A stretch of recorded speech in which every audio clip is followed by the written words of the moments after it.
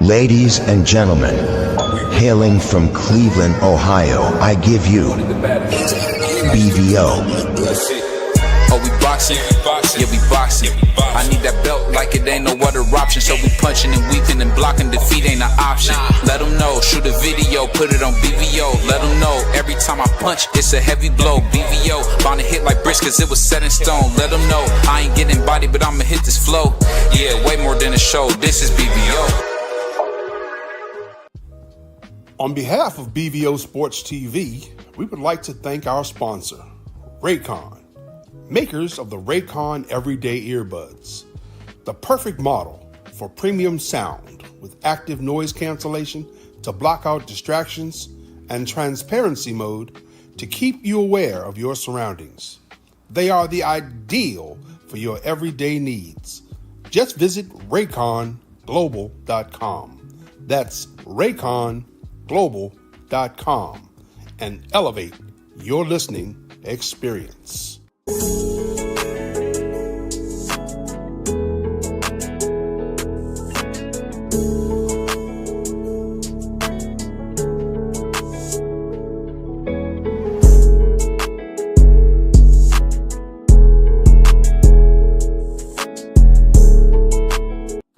B3 Picks. Here to send a big shout out to the Sports Talk Network, the one and only, the People's Network. Shout out to BVO Sports TV and all of the channels of the Sports Talk Network. They partner with your guy B3 Picks and B3BoxingPicks.com, where we provide pre-fight boxing picks of the week, but also live boxing betting options so we can make money pre-fight or during the fight betting on the beautiful sport of boxing.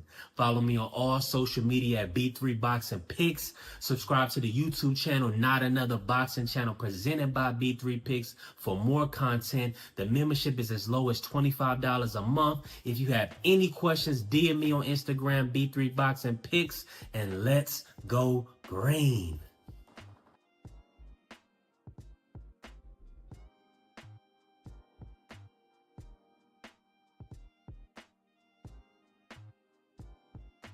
Yo, what's up? It's your boy BBO Sports TV. Salute to Angie, baby, always showing love. Our moderator. Can you hear me, Prize? Yeah. Mic check. Oh, okay, cool. Hey, so like I said, salute to Angie, baby, man. Always showing love. Our moderator. But I'll tell you this, man. I learned a lot today, man. Shout out, man, to my brother Prize, man. I learned a lot today, and hey, BBO is gonna be moving a different way now. But I'm gonna say this, man. We got to talk about this. I heard a lot of static.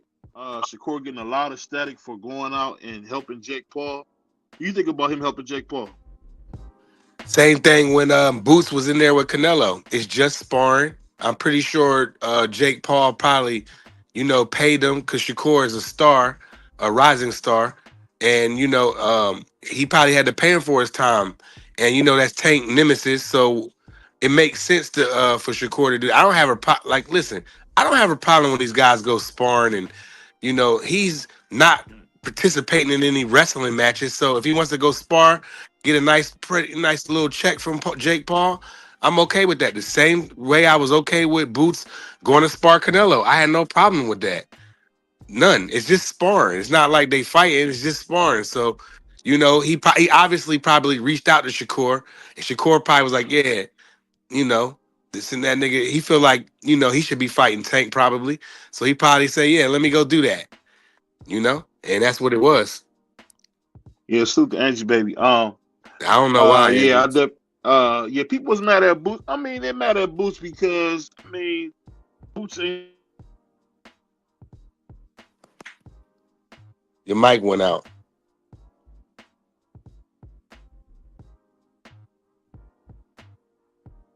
Yeah, I know. Yeah, Angie. BVO might win out. He'll get it together. He already catching criticism from it. It's just sparring. You know what I mean? The people say certain things and start playing race cars and all that. Look, I'm pretty sure Shakur is getting paid for his time. I'm pretty sure Jake Paul reached out to him. Unless some other reports come out, then I'll readjust what I'm saying. But for right now, it's just sparring. Why? Like, only people that's gonna piss off is the tank pickle pullers. They the only ones that's gonna be crying about this. You know what I mean? It don't matter to me because it's just sparring. I could care less. He's not fighting Jake Paul. So if he want to go, we don't know how much Jake Paul paying him. Shakur probably said, well, if you want me to come out there, I need this. Jake Paul was like, all right, I got you. You know, Jake Paul like to play them, them games, you know, um, the mind games. So he knows that's going to piss Gervonta off by having Shakur come in. He knows that's going to get under his skin. Now, I don't know if that makes a difference in the fight, but I know he's just trying to piss Shakur off, and that's just what this is about. Nothing more, nothing less. But everybody gonna have their panties in a bunch, and I'm a cook Shakur, and why is he doing this and doing that? Like, why? It's just sparring, bro. Like, we can't, dig in too deep with sparring. You know what I mean? Yeah. They gonna get mad. You already know, Ange. You already know they gonna be tweaking. They gonna be tweaking something crazy. They already are. And no, you know what I didn't do? Click on any of the videos because I don't have to. Because I don't want to hear somebody be like, "Oh, well, Shakur went sparring and man, that's corny, man." Shout out, brother Bentley. Shout out for Gutty, man. You already know what it is, man. Smash the like when y'all come in. BVO get his audio together. Y'all know what it is. But people, they're gonna do that. They did it to Jerron. So what makes you think they're not gonna do it to Shakur? And that was a real fight that Boots in spar with Canelo. Canelo was fighting a real fight. You feel me? He Yo, can wasn't you hear me fighting no. now? Can you hear Yeah, I me got now? you. Yeah, yeah, Okay, yeah, yeah. yeah. I was talking up a storm. I'm like, this brother can't I hear me. tried But to. I salute tried to to my tell you. man. Salute to my brother Bernard. Man. Hey, and shout out to Coach, man, because one thing, Coach, I learned a valuable lesson. Coach told me it, but I learned a valuable lesson today, and I'm gonna take it for that. Yeah. And shout out to my Shout out man Coach D B. Free. Shout out Um, Freezy.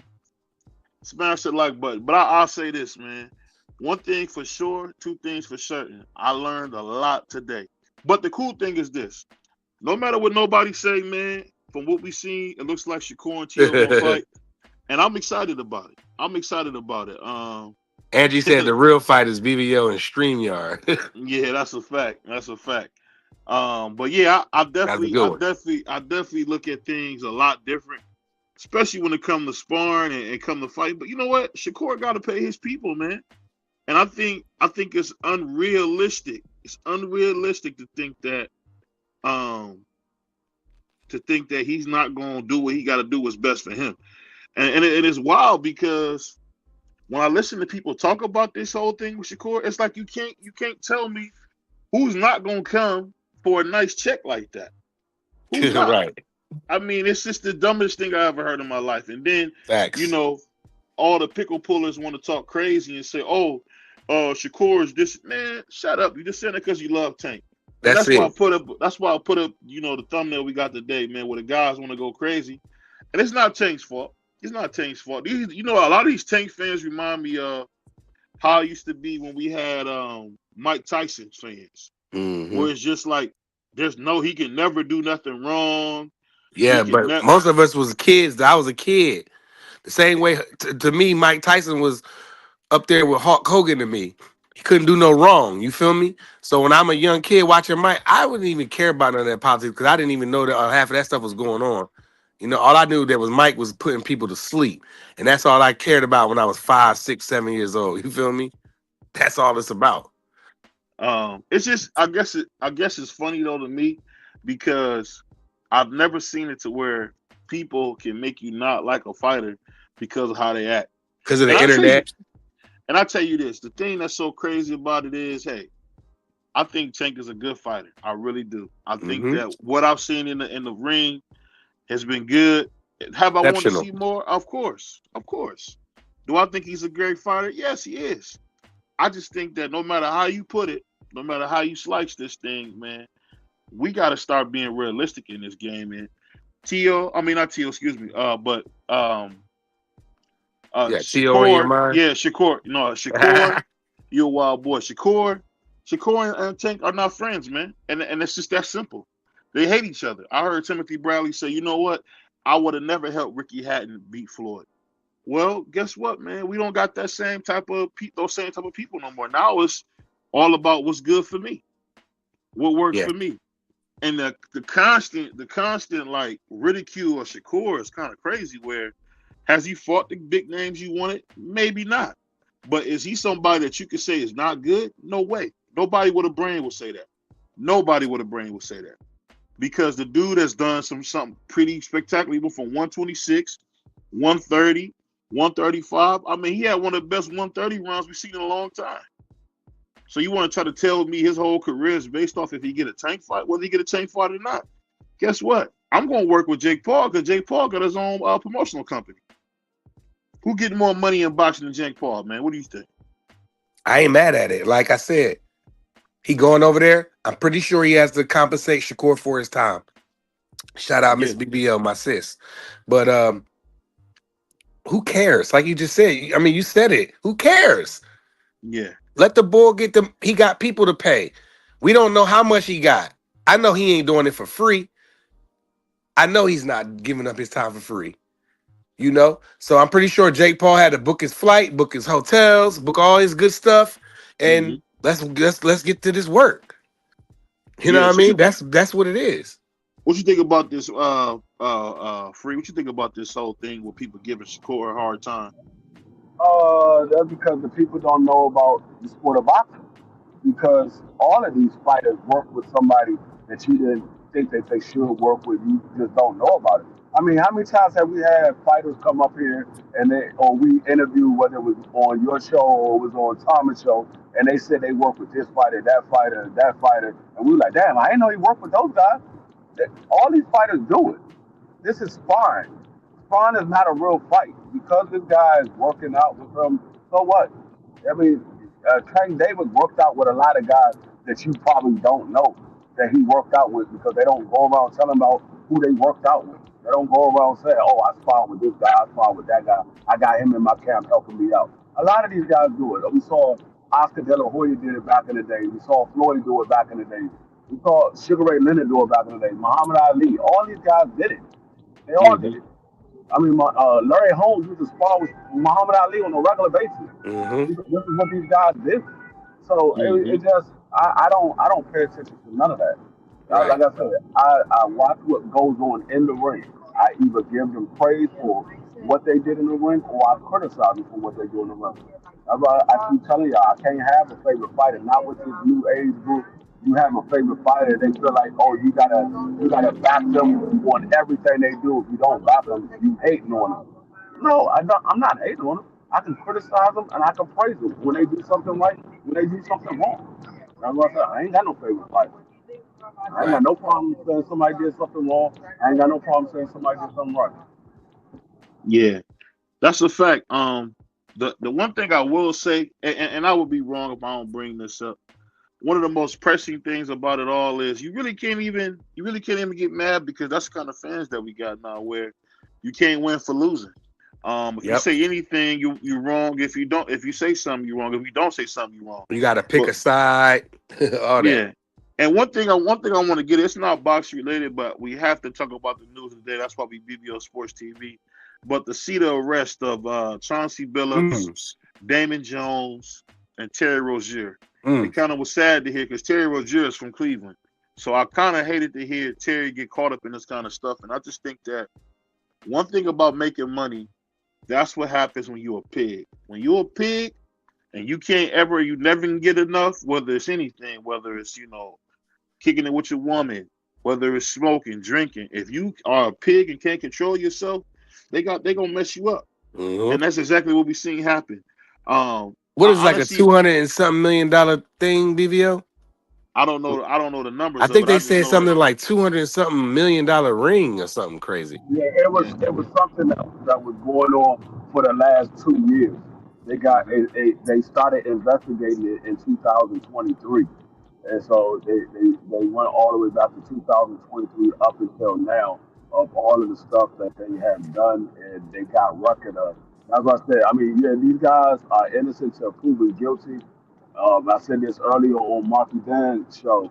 They're innocent until proven guilty, but the one thing about it, when the feds come and get you, is because they got a mountain of evidence. They got like Hmm. a 95% conviction rating. So they're not coming to get you because somebody said something. They coming to get you because they They done the got something homework on you. and they got a lot of evidence against Hmm. you. 9 times out of 10, you're going to be found guilty. Yep. Well, it's Yeah, unfortunate. The NBA did an investigation on Rozier already, and they let him go. So that looks bad on the NBA. You know, Well, but I'm that was hearing that that. was that was something different. But I What? thought it was still sports betting. Nah, At least, it wasn't sports betting. It was poker. It was okay, illegal. illegal poker. Yeah, Okay, yeah, illegal poker. yeah. So Chauncey and them is in trouble for illegal poker tables. and gambling. And They kind of gambling. It's, wrapping it it's like a together. ring. They said it's like a $248 million ring, something. They would say I heard it on. I can't remember one of the brothers. He's not a boxing channel, but just one of the brothers' channels. I don't want to get it wrong, get somebody the wrong credit, but uh, I'm hearing that it's like a 200 something million like ring. And Chauncey. See, that's why I keep telling y'all, all money ain't good money. You know what I mean? Chauncey made tons of money playing in the NBA. He's making tons of money as a coach. You need hundreds of millions of dollars. See, it don't work out, and all money ain't good money.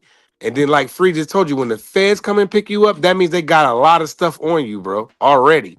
You know what I mean? Now, whether you can beat them or not, that remains to be seen. But hopefully, this is just a big misunderstanding, and this hopefully it doesn't like. Hopefully, Chauncey and them don't get in trouble from this. Hopefully, it's just some kind of Yeah, but let me say this. Let me say this. When you have the director of the FBI come to a press conference, yeah. he's That's not coming tough. for no reason. I That's mean, tough. Cash Patel got a lot of other things to be doing, a lot of pressing matters, and for him, the director, of the I can't think of the last time I seen the director of the FBI do this for something that wasn't a terrorist thing. So this is definitely something that's gonna happen. Um, Angie Bay said they didn't give me any money out of operation, so that's so they all guilty. I think even if they don't give you money, I think the people gotta understand it changed the integrity of basketball because you know that it's rigged now. Hold on, somebody got a No, little background. Go ahead. no, I was going to say it's not. I mean, it's not the first time that we've seen something like this happen. We saw it in the NFL when it came to the referees. The referees was caught cheating in the game. We saw it in baseball. We saw it in basketball. Now we've known it's been going down for years in boxing. So this ain't something that's new. It's probably not going to be the last time that somebody get caught doing something like this. This is just what it is. When you got millions of dollars on it and you got legalized betting, this is what happens. People try to fix games and things like that. And one of the reports was Terry. He uh, he had told some people that he was going to come out the game early due to an injury, and he came out of that game due to an injury. He didn't score enough points. So people, I think they said somebody bet like $11,000 on a fact that he wasn't going to be making a certain amount of points because he was going to come out the game due to an injury, and that's what happened. Mm. Yeah, well, sports, they knew what this was when they got sports betting involved with these professional, with other professional sports or whatever. So, you know, it's not just the NBA, it's all of it. Because like BVO video just was like, it's gonna look rigged. You know what I mean? And I feel like that this is bad. This is not a good look. And especially for my brother Chauncey and Mr. Rozier. Hopefully them brothers can I you mean, know, I'm gonna just say this, this man. is I don't even know what to say. This is bad Let me business. say this. We can't prop this up, man. We don't see the director FBI ever come out on a Yeah. press conference unless they're talking about terrorists. That's usually when you see when they're fighting local or domestic or international terrorism is exactly when you see the FBI director. So Mm, this whole thing, they didn't snatch Chauncey Billups up for no reason. They snatched him up because he's a crook, man. They yeah. snatched up Terry because he's a crook. They snatched up Damon because he's a crook. There's nothing that Who they're was the going to other gain. guy? What was the other guy? Damon Jones. Damon Damon Jones, Jones. DJ from the Heat back in the day, right? There's no winning for them and them taking you in and doing all this because these resources all cost taxpayer dollars. And nobody understands it more than, these three for someone who's been in law enforcement. They got better things to do than chase you around. And that's why I made the video earlier. Everybody laughed when I put the video up when I said crime family. You talking about the Genovese? You talking about all these old school and the mob still exists. I know people want to play the game like it don't. The mob still exists, and they still embedded. They've run South Philly. You serious? So it's like one of the things people don't understand is, hey, you can't have these kind of people be involved in your sport. This is going to be a nasty look, and it's going to be tough, man, because no matter what they do, the NBA now, again, first it was Steve Jabby, now it's this guy. I mean, there is a betting problem. Anytime you get into sports betting, that's pretty much inviting the fox in the hen house. And if you got a fox in the hen house, man, as my grandmother used to say all the time, it's going to indulge in a few hens. So guess what? They want to be greedy bastards with this gambling. The NBA already makes a ton of money. NFL already makes a ton of money. What did gambling really do for you guys? You guys are getting $2 and $3, $4, $5, $6 billion TV contracts alone. You guys didn't need the extra revenue, but that's what happens when you're willing to sell your soul. You're going to get these type of problems. My man Bentley said, my Miami Heat is catching heat. At the end of the day, it's not even the Miami Heat. The fact is, Terry Rozier comes from East Cleveland. That's one of the worst places in Cleveland. That's like growing up in Baghdad. They got potholes big enough to hide your whole car in on the east side of Cleveland. I mean, it looks like a war zone. Yeah, so that's where he came from, and just you come from that to you want to be you want to bet on sports and you making millions. They knew what it was. That's the craziest thing I've ever seen in my life. They knew it was going to happen when they bought it, when they got sports betting involved with sports. They already knew this was. You should have known this was going to be a problem. Go ahead, Free.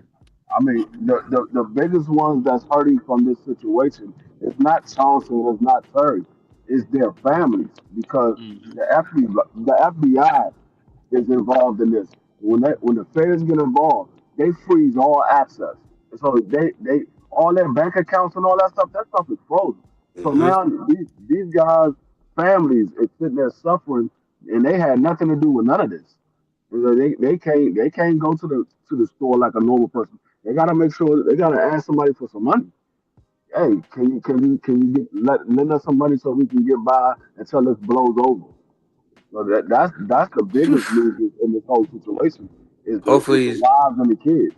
Hopefully, when you do stuff, when you do criminal activities, I'll just say you gotta, protect your pivot, cover your pivot, make sure you know what I'm saying.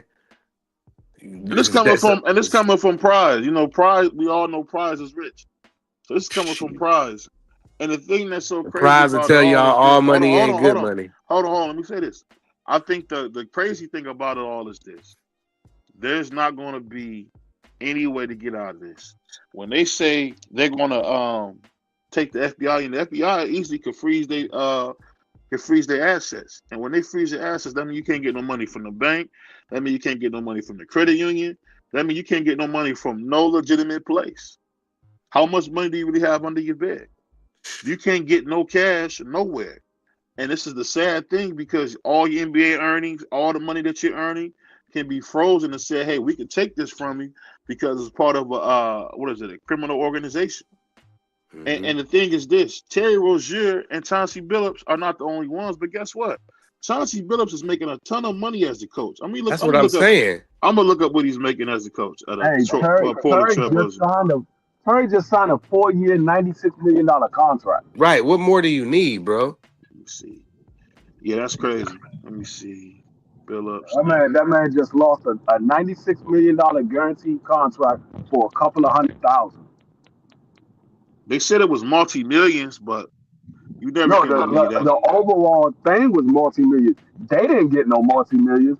They had the mobsters involved. Yeah, that's where the bulk of the money was going to, was the mobsters. They had the Gambino family, a couple of other mobster families involved in that. When it came to Chauncey Billups, now Terry was different, but for Chauncey Billups, we had a lot of mobster families involved. Those were the ones that was getting all the money. You best believe that the majority of that money was going to them. Yeah. Chauncey Billups has a net worth of $35 million. No, I don't believe he has all of that because networks work funny where it's always something else going into that. Well, the network means But you're you like making your a total but a 30 assets, but a $35 million fortune tells me you got the cars, you got the homes, condos, the and, everything. and just to see him go down this route. It's the same thing. This is the same thing. I tell you this, and people won't bring this up. I'm gonna bring this up. You get so tired of seeing black people fall for the most basic traps there is, whether it's lust, where you seen Shannon Sharp lose a bunch of money, which I think it was crazy how he lost all that money. Yeah, I think that's nasty. They shouldn't be And able to do then that. and then you turn around and you see Chauncey Billups lose a really good paying job Head coach. being a head coach, and he'll never be in the NBA again after that. He'll Yeah. never be in the NBA again after that. Yeah. And they say Even he if they worked. don't, even if Yeah, he gets off, I think nobody's gonna touch him because he wasn't all that as a coach anyway.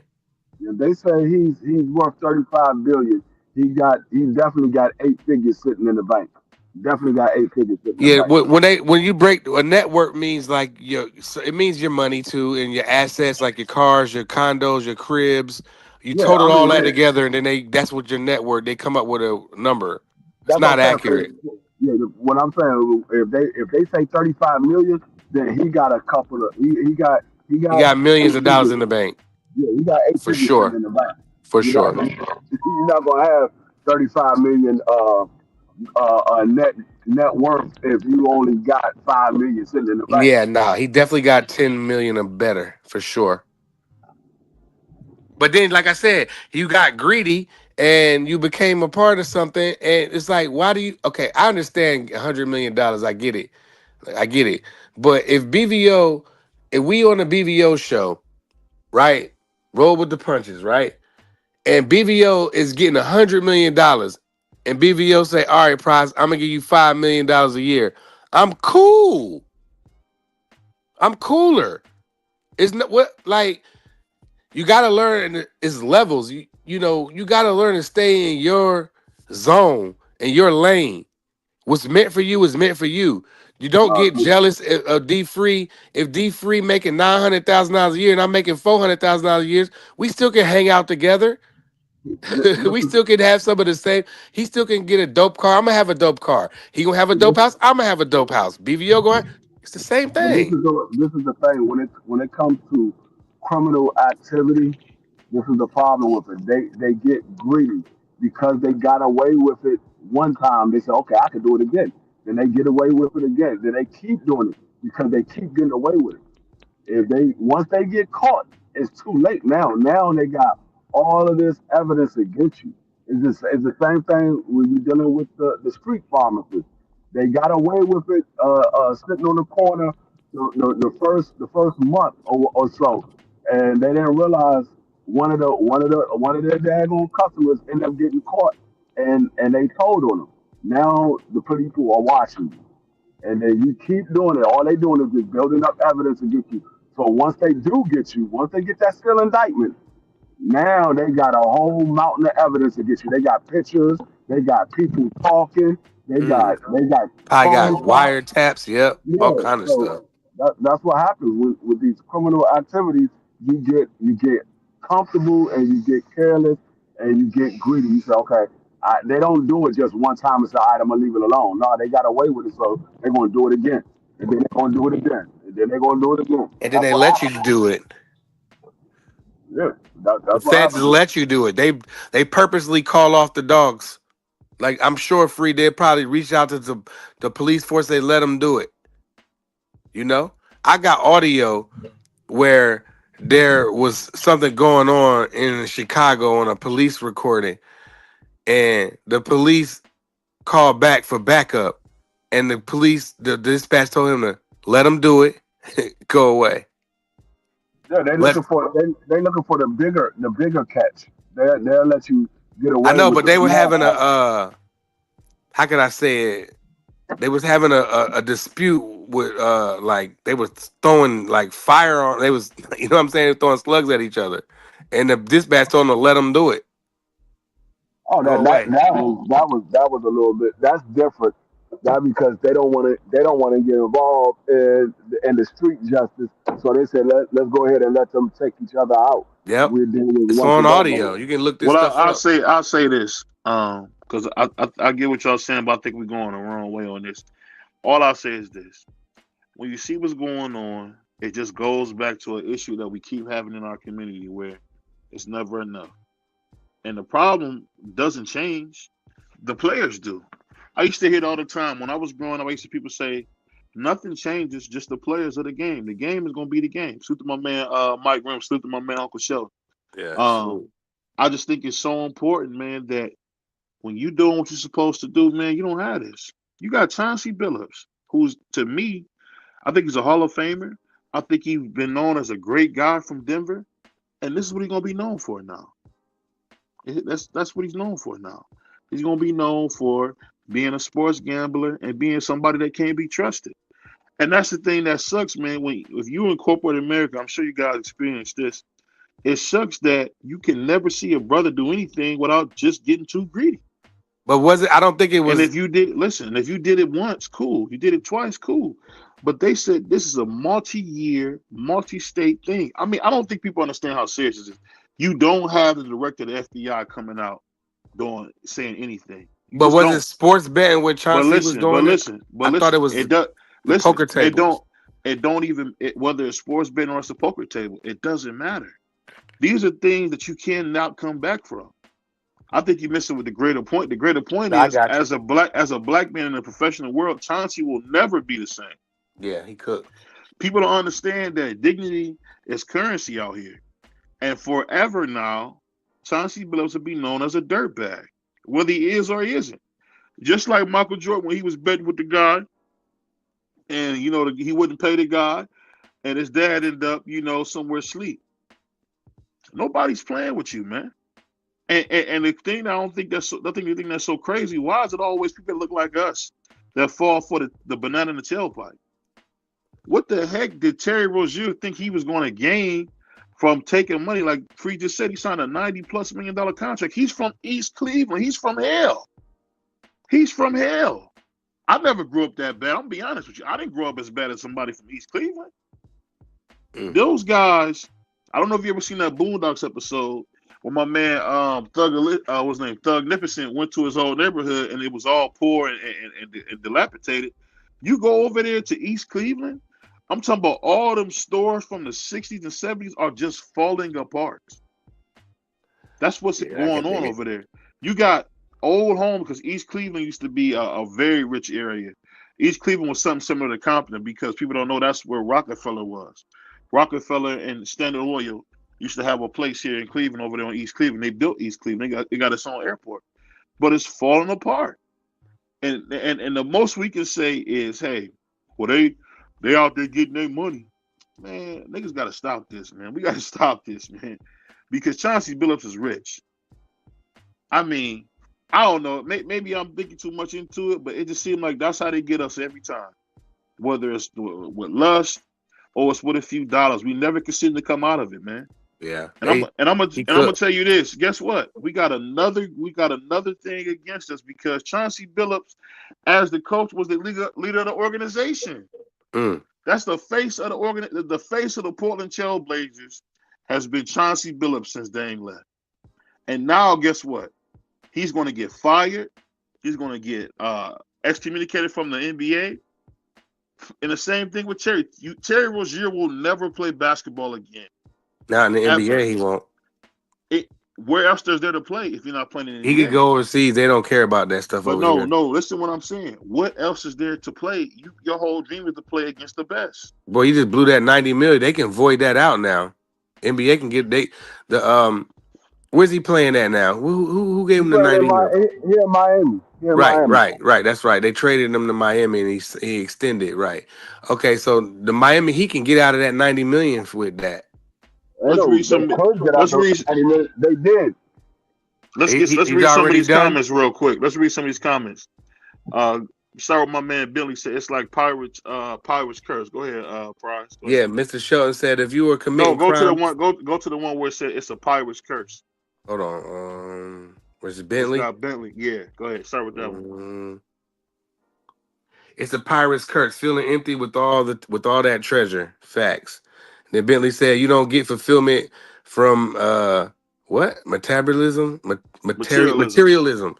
And then Brother Sheldon said, if you're committing crimes with no and gaining profit from it, and with no consequences, what's your incentive to stop? That's the one that got me, because like when you get away with it, and they let you. That's what I'm saying. That's what Friedrich said. They let you do it. They keep letting you do it over and over and over. Then they build up the thing. So when they come and get you, they got mad stuff on you. And then shout out Brother Mike. He said, "What up?" Don't go to the one where Miss BVO says something at Yeah, 9:58. she Read said, that one. "I hear you, BVO, but if you think these rich white folks haven't done no dirtball ish, they're just better at paying people off and hiding it." Yeah. Then she says, "I believe that some people don't develop conscience until after they get caught." Yeah, then that's when it hit them. When they in that room and they got all this evidence in them, then it hit them. Facts. And what people don't understand, Shout Free. I out, know brother you feel DP me. Rocker. And Free, I know you're familiar with this when you had to take somebody into custody. Everybody's sorry when it's over. Everybody's sorry when it's over. Yeah. When I went in front of the magistrate and she told me, hey, BBO, you keep terrorizing your community, I'm gonna put you somewhere. And guess what? She put me somewhere. And I didn't feel remorseful until I realized I couldn't leave. And I'm gonna be honest with you, when you pull on that door and that door don't open, it's something very humbling about it. It make you feel empty inside when you can't open that door. And guess what? You're gonna see a guy like Chauncey Billups go from being a role model, all these great things, to being nothing more than another nigga with a record. That, that's because BBO, they ain't sorry because they did something wrong. They sorry because they got caught. Oh. That's what my grandfather used to tell me. You ain't sorry because you did something wrong. You sorry that you got caught. That's what you're Yeah. sorry for. That's some Because real spill. I gotta use that one. when you was out there doing it, you didn't feel sorry. You only sorry because you got caught. Yeah. Yeah, it's just sad, man. And I think no matter how this plays out, man, it's gonna be bad. But it's just another bunch of niggas getting money and don't know how to act. Yeah. I don't know. I get tired of that same old story. I get tired 90 of that where mil, man. not even just the 90 million. How many? He said, can we talk about the Epstein files, please? We can talk Oh, about the Epstein files. oh no. I'm gonna tell you this. I'm gonna tell you this. It doesn't matter if you Theo Epstein. It doesn't matter if you Shannon Sharp. It doesn't matter if you whoever. If you're Sean Combs. Wrong is wrong. Right is right.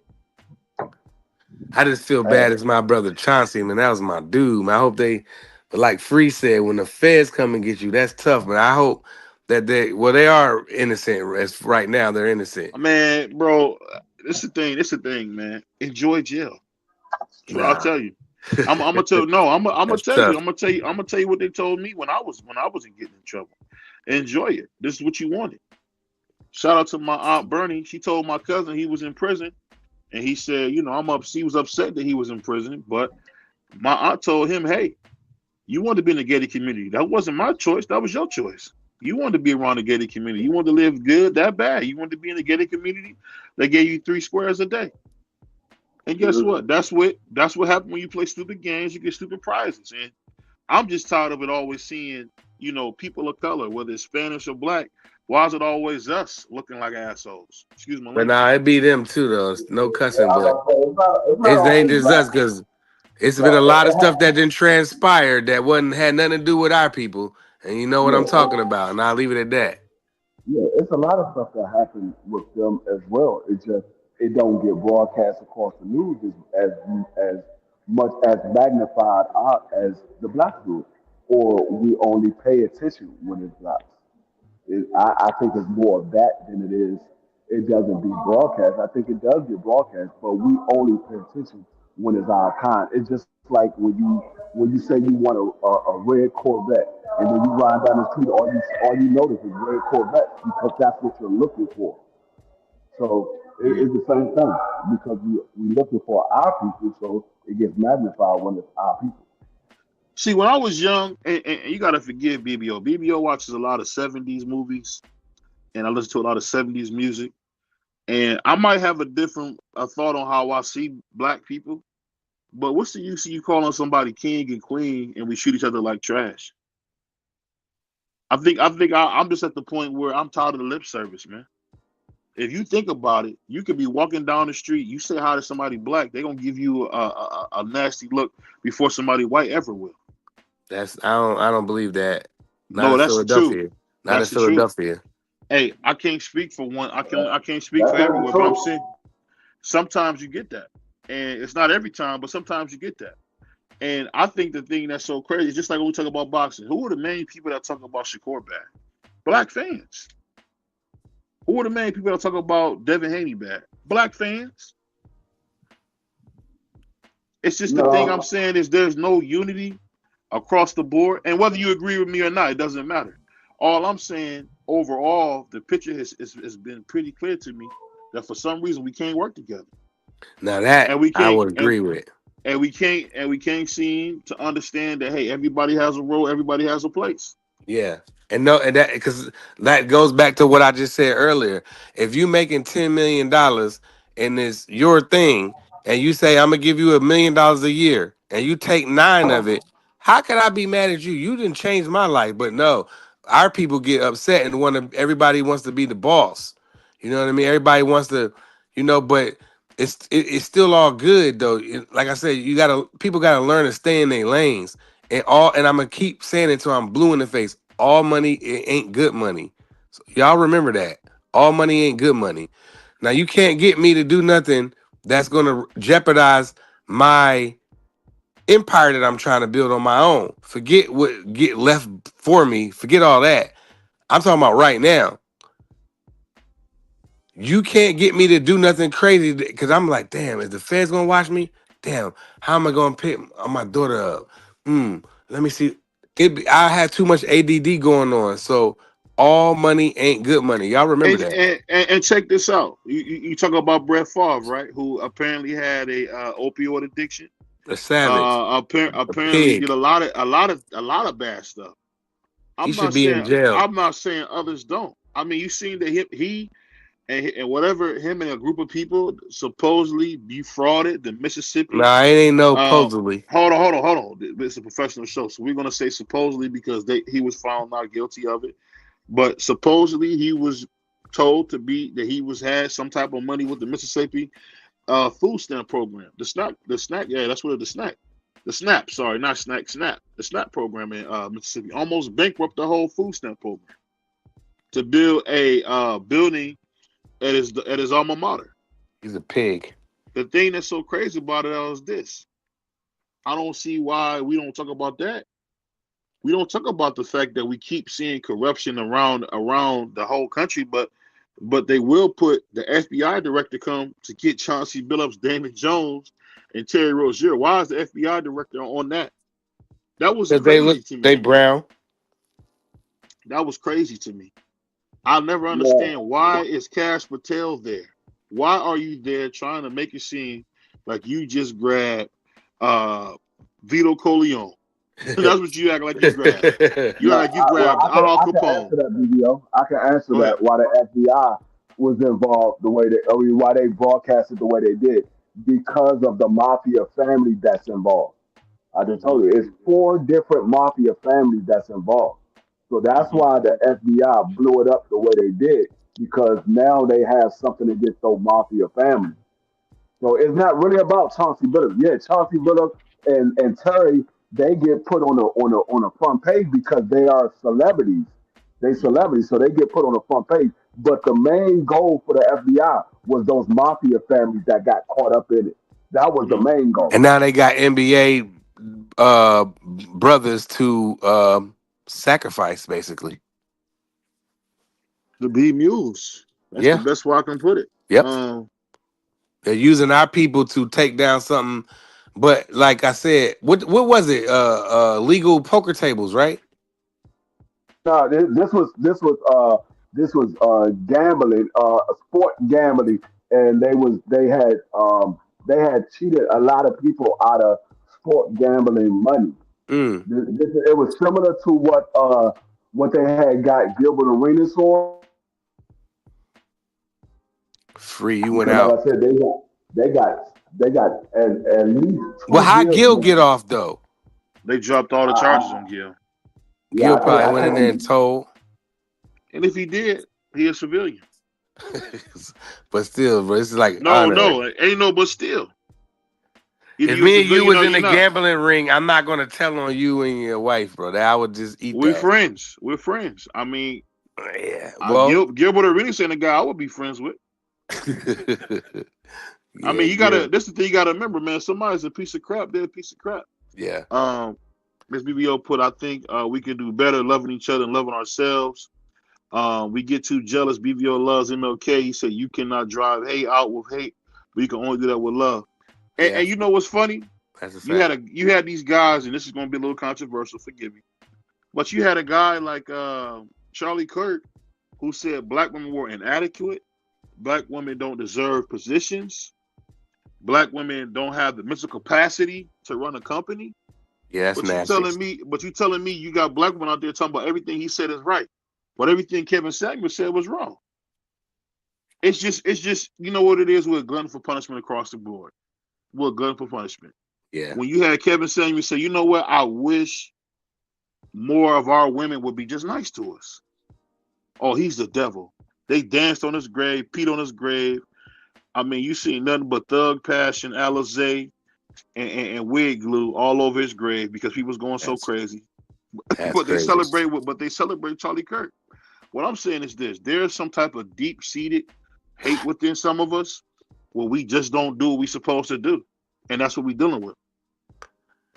And we got Yeah. my OG. We got my OG in the house. What's going on, brother Bernard? What's up, brother? Brother B, my guy. What's up, good brothers? How y'all doing? We All right, good. what's going on, B? Man, just finished up another wonderful day in the gym, man. Yes, indeed. Yeah, the pain hurts so good, brother. Just being blessed enough, to be able to work out. That's a blessing within itself. The pain hurts so good. Yes, indeed. A lot of people can't do what we get to do. That's a Yeah. fact. I'm gonna read this comment real quick. Miss BBO said we can't be racist towards our own people now in 2025. When Bud was fighting so many black people, was against Bud. Hold on one second. How often does that happen to other races? Never. Nope. I've heard more black people tell me, and you can say because I'm close. I heard more black people tell me why Jaleel can't fight Xander Yeah. than I ever heard. You literally took the words out of my mouth, bro. I never heard, and you know what's so funny about it? And then you have your own talk about you like a dog, but if it's somebody else, they on their knees, man, trying to look up the sweat. Yeah. I'll They never don't want to understand say, that. what rank is he? Who has he fought? This and that. But the man father come on the show and explains it to you. I don't know how else to explain it to you why it should happen. But the brothers will tear it down. Because if it was a Spanish kid, if it was the other way around, I'm telling Give you, him a chance. they Give him a ride with their chance. people. They ride Give him with a their people. chance. Man, they ride with their people. And We I talk just want about our people to ride for our people. That's we why we, I pick the fighters. That's why the fighters I like look a we, certain way. And I'm we standing on talk it. about Fernando Vargas, right? I'm gonna tell you something real. A black fighter wouldn't get those chances. A black fighter wouldn't get Hell those chances. no. Hell Nope. no. A black fighter would not even get a chance to dream of fighting no Felix Trinidad after no 20 fights. You definitely wouldn't have got no chance to get in there with no Oscar De La Hoya. Come on, man. It wouldn't happen. Nope. It wouldn't happen. You see a guy like Boo Boo Andre, who was a 2-division champion and probably was the best amateur of his time of guys. He couldn't get a fight to save his life. Couldn't get a fight to save his life, man. Yeah. So They don't wait us out. They wait for our people to ring us out. that's a fact. That's a fact. I only heard black people say they didn't want to see Bud fight Canelo. Yeah, that's nasty. I said, bring him on. I want to see Canelo beat him. People was going crazy, like brothers was going crazy, man. Like, oh well, he can't do this. He's too small. And I was like, damn, he is kind of small, but I'm like, but he's really good though. I'm thinking in my head, like, Terrence Everybody can tell beat you this what you nigga, can't. man. That's the thing that's so funny. Everybody tell fighters what they can't do because they never done nothing else in their life. You look at Paulie Malignaggi, right? And Free, you can attest to this. The man's face was ripped up like he fought Wolverine. And guess what? Paulie wasn't complaining. Paulie just said, I want to get sold up. Nobody said, oh, he's dumb, he's an idiot. I didn't hear none of that. But when you hear Mike Tyson come back, oh, he's dumb, he's money hungry, he's this, that. Bro, you can't win, man. If Paulie ain't getting no 20 million. I literally was on a panel where somebody got mad that I said Devin Haney is a lot like Andre Ward, where he's not the most talented, but his will helps him win. I thought Andre Ward was real talented. No, you know, and it's like, how is it an insult to be compared to Andre Ward? Andre Ward is super talented, bro. I'm just saying that just goes back to the thing. Both of them was. Say it one more time. No, I said both of them are super talented. Yeah.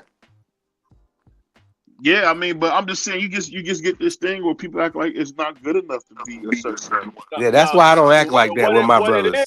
What it is, Andre Ward and Devin Haney are super talented, but they're not treated as such. They're not treated as they super talented. They're treated more like they're somebody that's at the bottom of the division. Right, you would think. You would think. But who the ones that do it? I mean, let me tell you something, bro. Our people. They only put us at the bottom when our people put us at the bottom. Yep. They put us at the top when our people put us at the top. In anything we do, look here. Jay-Z is the prime example. His first album was a flop. Yep. Mm-hmm. It was a flop because guess what? If he sold less than 5,000 units, that means the niggas that he fuck with every day didn't even buy it. Right. But the minute that nigga saying we gonna do the second one and we gonna take this shit down Virginia, we gonna take this shit to DC, we gonna take this shit to the Carolinas, and it blew up, then nigga said, man, that's my man. He from where I'm from. And then that first album numbers go up, then, coach, because everybody go back, but oh man, Reasonable Doubt was the best album ever. Not to me, because you must have didn't hear that Nas album. Actually, Reasonable Doubt wasn't even his first album. He had an album before that. Yep. I thought Reasonable Doubt was the first one. That's his like first solo on his own record label. No. He had an album before that when he used to speed rap. He used to rap a lot faster. With Jazzo. Yeah, he had a bunch of different colors on. He used to rap a lot faster. Nobody knew who Jay-Z was at that time. Reasonable Doubt is when everybody started to know who Jay-Z was. Yeah, he slowed it down on that album. And that's where that Hawaiian Sophie come from, BVO, that Hawaiian Sophie. That's what talking about. Reasonable Doubt. People they started to know who he was. But like I said, he had an album before that. If you go back and look at Jay-Z's first video, it wasn't a video that he got from a Reasonable Doubt album. It was before that. Oh, you talking about when he did Jazz's album? Okay, I know you talking about now. Jazzo. Yeah, when he did Jazz's album. But even with that, man, that's what you get sometimes. That's what you get sometimes when it comes to this, man. You just get people they care about you when you finally do blow up. But it's just like one of the things where I never understood it, but that's what you get when you're dealing with a lot of people, man. They pick and choose, man. That's the best way I can put it. That because a lot of people of our kind are a bunch of crabs. They're a bunch of crabs. They don't want nobody to get to the top. They want everybody to stay down here with them. Mm-hmm. Once one of us get to the top, they want to find a way to knock them back down here with us. That's why they say, "Oh, you didn't made it rich and you didn't move out of the hood." You damn right. Why am I gonna be sitting in the hood with $10 million in my bank account? Not even $10 million. All you need is 50,000. If I made $10 million, why would I be sitting in the hood with $10 million in my bank account? Right. The goal is to make it out of the hood. I didn't know that the goal was to go to the hood. And that's why I used to lose my car a lot when I was a teenager, Free, because I was over there and my mom didn't like it. And she was like, "What are you doing?" And I'm like, "Well, my friends are there." She didn't want to hear that. You want punishment. My dad would come out and say one word, keys, keys. I'd be like, but dad, keys. One word from my dad. One word. Yeah, I Keys. mean I'll never forget that. I'll be having nightmares about that. Keys. I mean that's like I said. I never understood why people say that. Everybody in Right. the hood say their goal is to make it out of the hood. So when you make it out, why are so many people saying, "Oh, you think you too good for us? You done made it out of the hood." That was the goal, to Well, make it out of the hood. because you know they want you to come back and hang out with them from time to time. Maybe have a house party, supply the Well, alcohol and stuff like that, and come I mean, it's pick me up in your new car and drop me back it, off. That's cool, but hey, when it's you don't come possible. back in like 3 or 4 years, then that's when they be No, tweaking on you. it's okay to come back every once in a while if you want to go back, but you got to also remember when you make it and you become successful and you make it out of the hood. Yes, the people that you come back to see, they're gonna praise you, but just like everywhere else, there's always going to be some new people in there. Yep, And the one thing that you got on your back is a big ass bullseye target on the back of your back. that's where you You got a usually be target. unalived at in your own hood Yeah, when you live you that got a life. target. Well, if they don't unalive you, they're going to try to rob you. Yep, they gonna jam you. Look, Like I I said, mean, it happens to the best of them. you might be respected for some of the people that knew you from when you was there, but there's going to be some new people that's there that don't know you, that don't respect you. Mm-hmm. Ain't that what Jay said on Streets is Watching? If I kill Yeah. you, if you kill me, you famous. What's a nigga to do? If I shoot you, I'm brainless. What's the nigga Yeah. to do? If Yeah, you kill me, you famous. What's a nigga to do? When the yeah, streets is talking. Yeah. That's reality, man. And that's the thing when they hate when you sleep, they Mm-hmm. cool with you. But the minute you wake up, that's when they hate you. it's over. You woke up. I realize what it is. Hmm. That's real. That's real statement, man. But the key is to have the circle around you that will encourage you to continue to be better, even if you don't take me with you. Just be your best. Yeah, That's why I tell every young man I come in contact with that I see any type of father trying to do what he can. Father might be a cold-blooded goofball. He could be a square, but he trying to teach you how to play basketball. Guess what I'm gonna tell him? Hey Slim, that's the only man you will ever have in your life that want to see you do better than him. No other man that you will ever come in contact with will ever want to see you do better than him other than your father. hmm, Every every coach you meet, they first saw your talent and ability, then they saw the human being. Every coach, every coach, if they honest, they'll tell you that. Man, when I saw this kid come in the gym, 6'5", and he 12 years old, the first thing he saw was 6'5". Mm-hmm. He don't even remember your cousin who mother brought both of y'all to the gym because your cousin 5'2", and he never grew. Yeah. But he remember you at 6'5". hmm. Yeah, it's just one of them things, man. Kind of talking about what we talking about with Chauncey Billups, man. It's just sad because, man, people don't understand when you become a felon in this country, man, it's forever punishment. Even when you get past, you get your record expunged. Somehow they always want to bring up your worst time, your worst day. And the thing that's so crazy about it is mob ties with it. And if you ever think about it, it's like the mob always use black people to push their agenda. Because if you Yeah, seen one of my favorite movies ever, The Godfather, what did the man say when they was in the meeting? He said, let's put the drugs in the dark part of the world. Let them lose their souls. mm, You work with people who think like that, who say they want you to lose your soul. It was an effort what they did with crack cocaine in the 80s. That wasn't by mistake. yeah, And when you think about it now, they talk about, oh, why don't you care about the opioid crisis? Because we don't. Y'all didn't care about when Skillet and Blue was out there knocking to the heads off, the smoke out of antenna.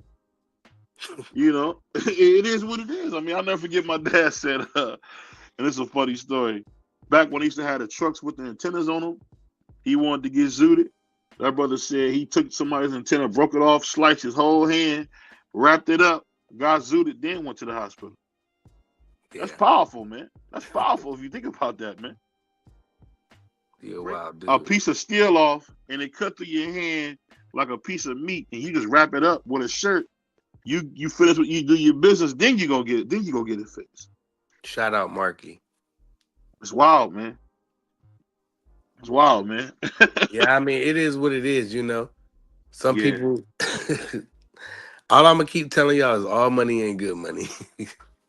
It ain't. But let me ask you this, Coach. What do you think about the whole thing where you see Tank and Shakur kind of got that hate for each other as close as they used to be? Where does that come from? It come from us. We pit them against each other. I mean, at the end of the day, they both warriors. Mm-hmm. And if they both warriors and they shooting for the same thing, enemy nature is bound to come up. People don't.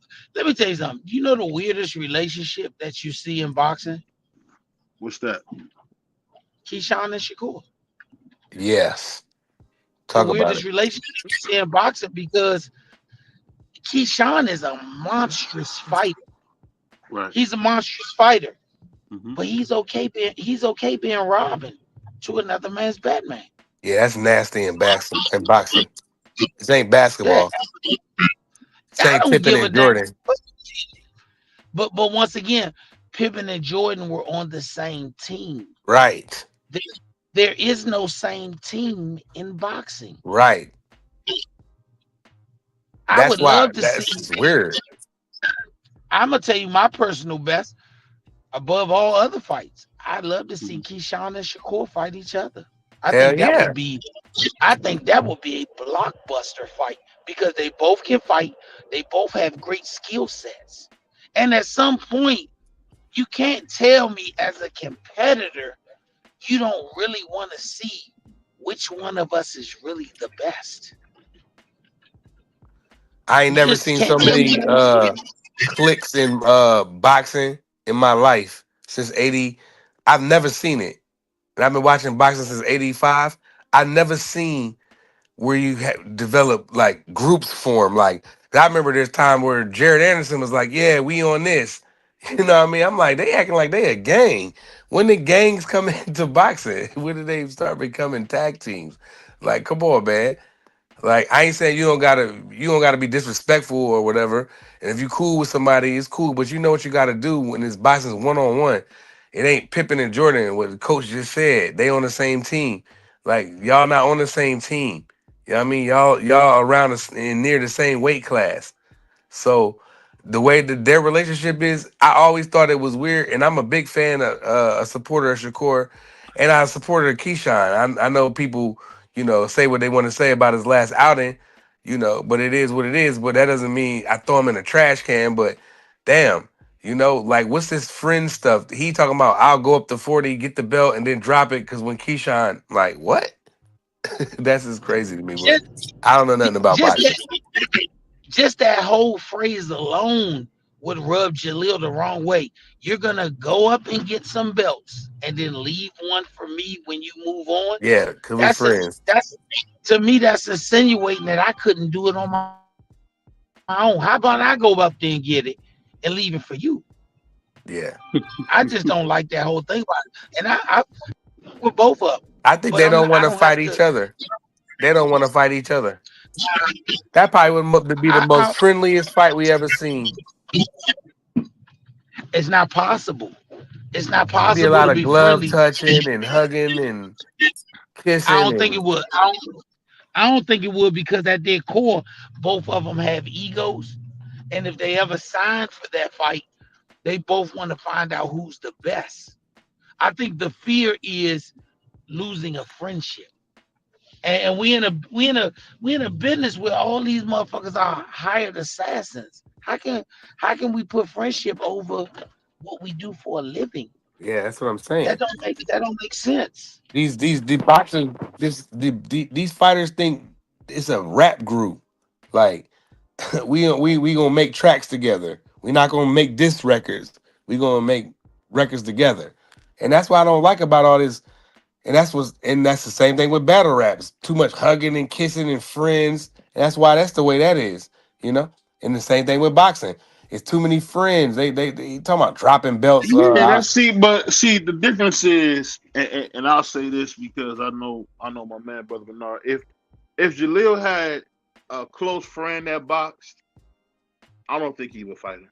I do. I think Jaleel would rumble him. I don't. The way he was Saturday night. I don't. That look on his face. I'm gonna tell you why I say that. You seen Mike Tyson never fight Riddick Bowe. Why was that? Because they was homeboys. They was homeboys. And I'm sure I could be wrong. From the way I was speaking to Jaleel, he seemed like a real loyal dude. So if he had a dude that he actually loved that was fighting the same weight class, I don't think he would fight. And you put $10 million on the table. They say, Jaleel, I got $10 million for you. Listen, I won't say. Hold up. We ain't got to guess about it. Hold up. Exclusive piece for you. We ain't got to guess. Hey, Jaleel, if you got a super close friend, you look at like a brother. You niggas in the same weight class. They offer $10 million for y'all to fight each other. Are you taking the $10 million or you not fighting them? Shit, we got a good fight. They're gonna give us 20. No, are you? I'm about to say if we make the first fight a good fight, they're gonna give us 20. So you already looking at the rematch, right? That's what I'm saying. Hey, call me crazy. If I win the first fight and I feel like I'm about to win the second fight, I'm gonna make it closer so we can fight the third time. Yeah, but you gonna get money with your mans though, yes? Hell yeah. That's what I'm saying. You gonna spark his ass the first time. Fuck on the second time. Is you gonna spark his ass the first time? The first time, if we at that point with my homie that coat, I'm gonna try and put him to sleep so we can run it back. The second time, if I feel like I'm whipping ass too bad, I'm gonna scale it back so we can fight different. But the point is, you not in no rap group. The first time, I'm gonna put his ass to sleep if I can. Right. If I can put him, I'm putting him to sleep. Because you're not in no rap group like the rest of these niggas. Hey, that's why. I give you credit for that, champ, because I thought you would be like Mike Tyson, say, you know what, this is my man, I'm not gonna fight. Man, ain't nobody trying to hear that no more. That's why boxing is in good hands because of people like him. Man. Mike Tyson said, he said, if I fight, dang, I just lost his name. Riddick? If I fight Riddick Bowe, that's like fighting myself. That's what he said. Too bad. Well, Mike was getting crazy money back then, by the way. Riddick Bowe wasn't. When they talk about Mike Tyson and his mind state, niggas gotta let me hear the audio clip of Mike Tyson saying anything about friendly encounter. Yeah. Because Mike Tyson said shit about, nigga, I'm the reincarnation of Genghis Khan, and Genghis Khan would kill his brother. Man, Supremacy don't have a leniency. Supremacy don't have leniency because I can't be supreme if I have an equal. That's not possible. That's what I'm saying. These new fighters is in rap groups and gangs, and they do what they do, man. I'm against it. You know what I'm saying? Like, how you gonna be in the same weight class? I'm gonna send it to you. I'm about to send it to you because Mike Tyson was on CNN talking to Larry King, and he went into pretty deep reasons that why he wouldn't want to fight Riddick Bowe. He said how much he loved him. Man, he loved Evander. They fought. Huh? He loved Evander. They fought. No, they knew each other.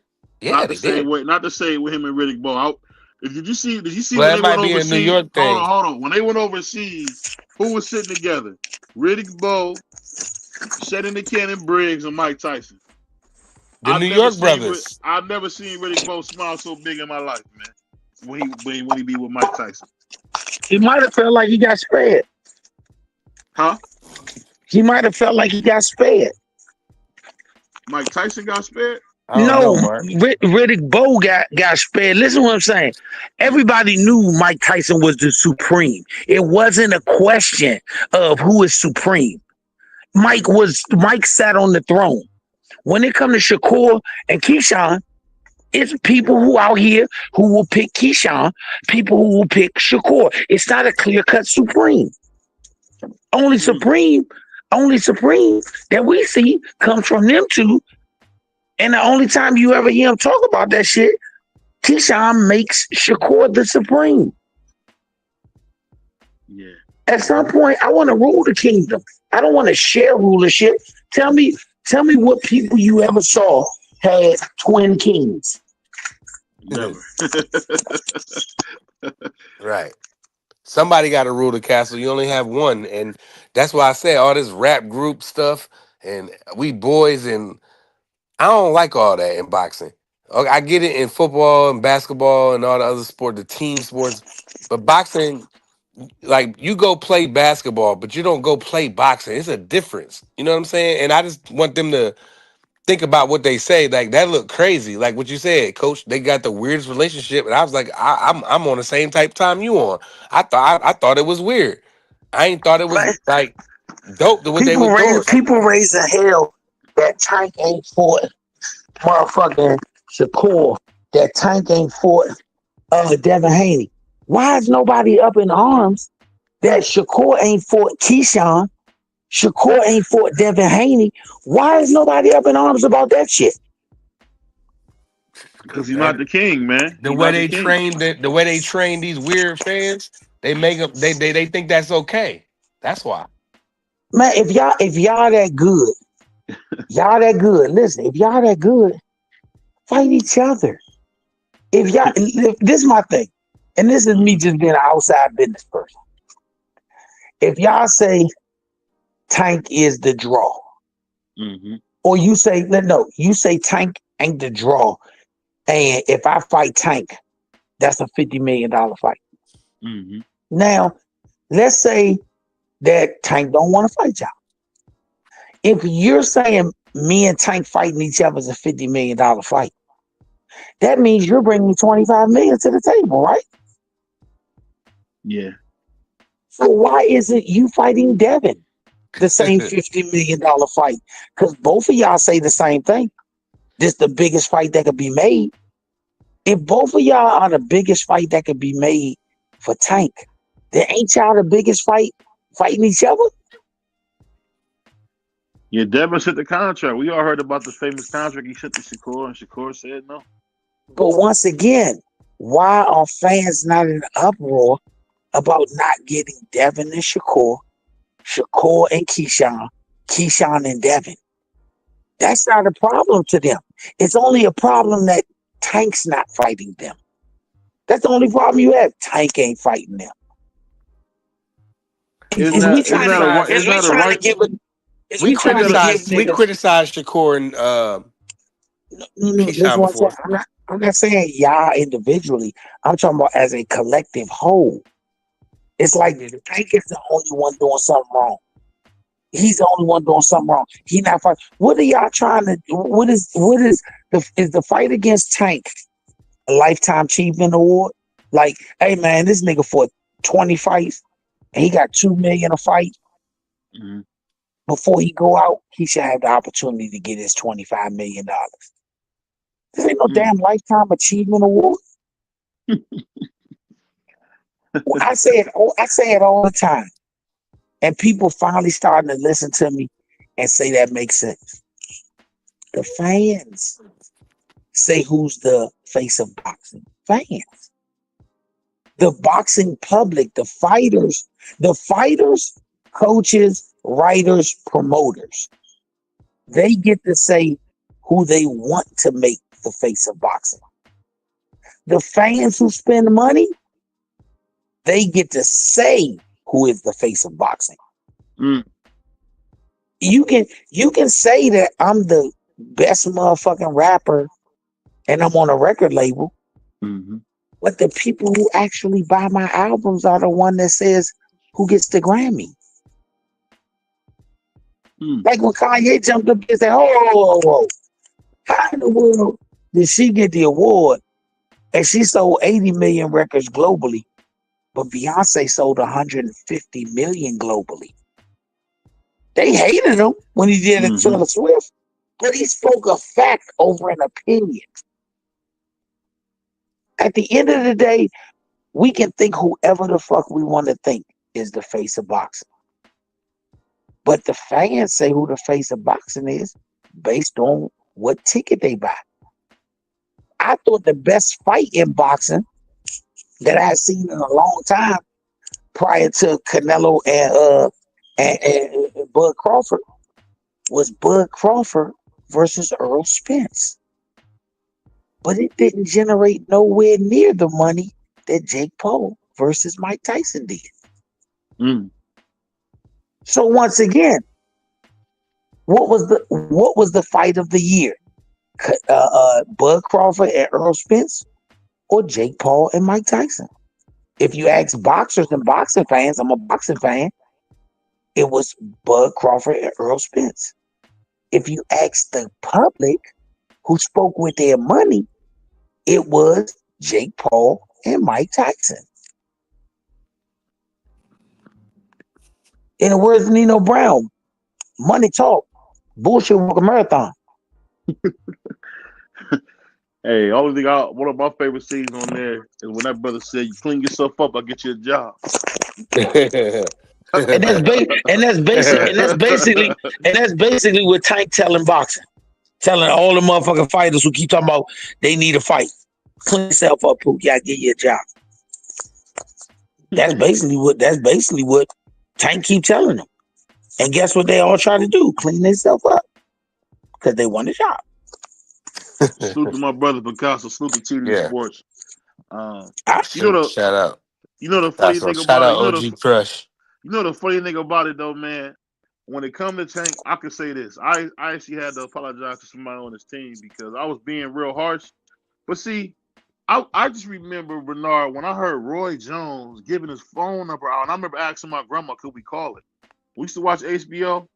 I don't know if you remember, Roy would give his real phone number out and say, don't worry about who I'll fight. I'll do what I want to do. Y'all call me right here. And when they give his number, it was like some type of Florida number, man. And people don't know, that number went right to Roy Jones. Once again, Roy ain't give a damn. Yeah, Roy was a savage. He built different.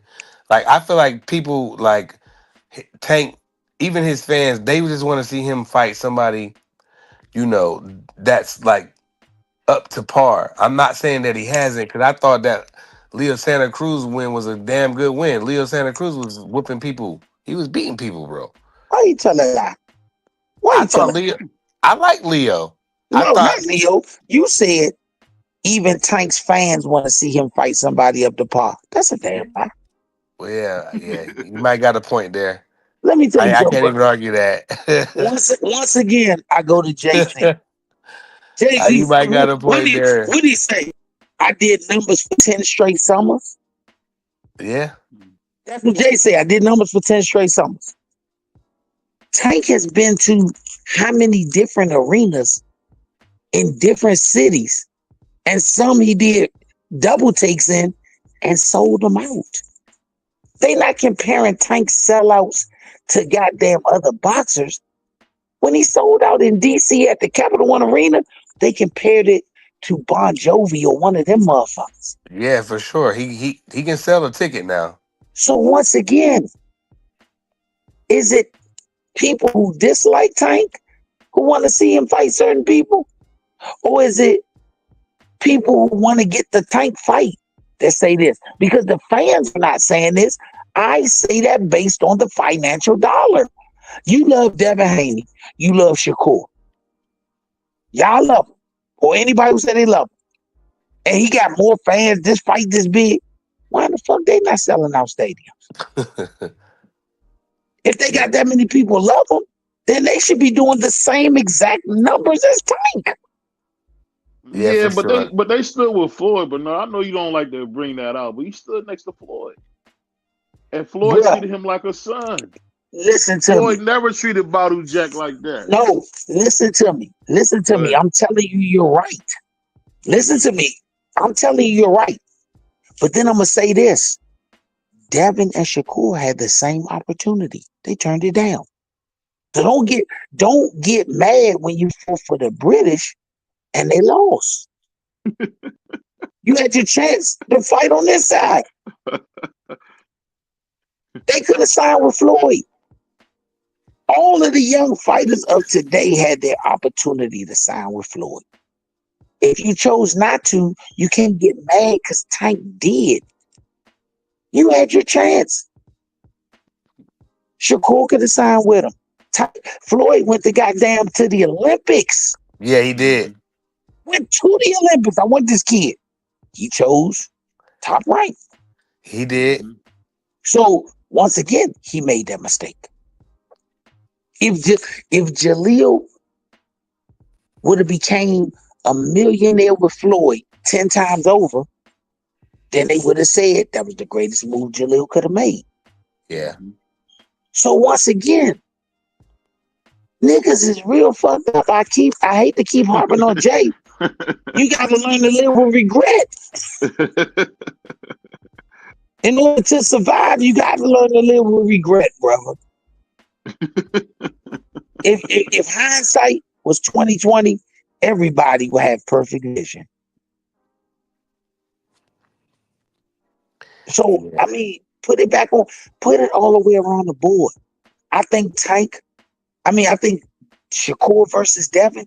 I think that's a great fight. That sells. Mm-hmm. Keyshawn versus Devin is a great fight. That sells. Either one of them versus Shakur is a great fight that sells. Any of them that mix it up a sell. In Tank, you can mix them three names up. All that's gonna sell. Girl, stop doing that. Listen to what I just said. And you stop associating one nigga's name so heavily to everybody else being able to sell. I just said Devin versus Shakur sell. Keyshawn versus Devin sell. And your rebuttal was, mix Tank up in the middle of them four. Because I want to see that nigga Tank put all the tools he got in his bag to display against one of them. But listen to what I'm saying. Damn. You diminish the value of Keyshawn, Devin, and Shakur when the only way you can start a sentence has to start with Tank. Yeah, see, and see, and this is what I'm gonna say. I don't like to talk about that nigga Tank. Anytime BVO got a Tank topic, I call him behind the scenes like, why do we have to do this? I don't want to talk about this nigga. Because there's Shakur, there's Keyshawn, there's Abdullah, we got Jerron, we got tons of fights to make. But that's not why true. We gotta spend our podcast to talk about this guy. But that's not true. Because if we always revert back to it, if I don't want to talk to somebody and I'm on the phone and they keep calling me, what do? I ignore it. And then when you get tired of the phone ringing, what do? You block them. Yeah. So when you say the only reason I keep talking to this bro because she keep calling me, that's BS. You want to talk to her. The only reason you keep talking about Tank is YouTube. We got a job to do. It's different. It's just like somebody waking up, got to go to Food Lion, the bag. You know what I mean? It's the same thing. We got a job to do. But that's not true. I'm gonna say this: it's a million good podcasts that have had their feel of Tank. They don't talk about him no more. There's a million of them that are good podcasts that have had their fill of him. They don't talk about it. They find other subjects. They create other narratives. That's what I be saying. That's not true. Yeah, that's me. I don't want to talk about him because he wrestles.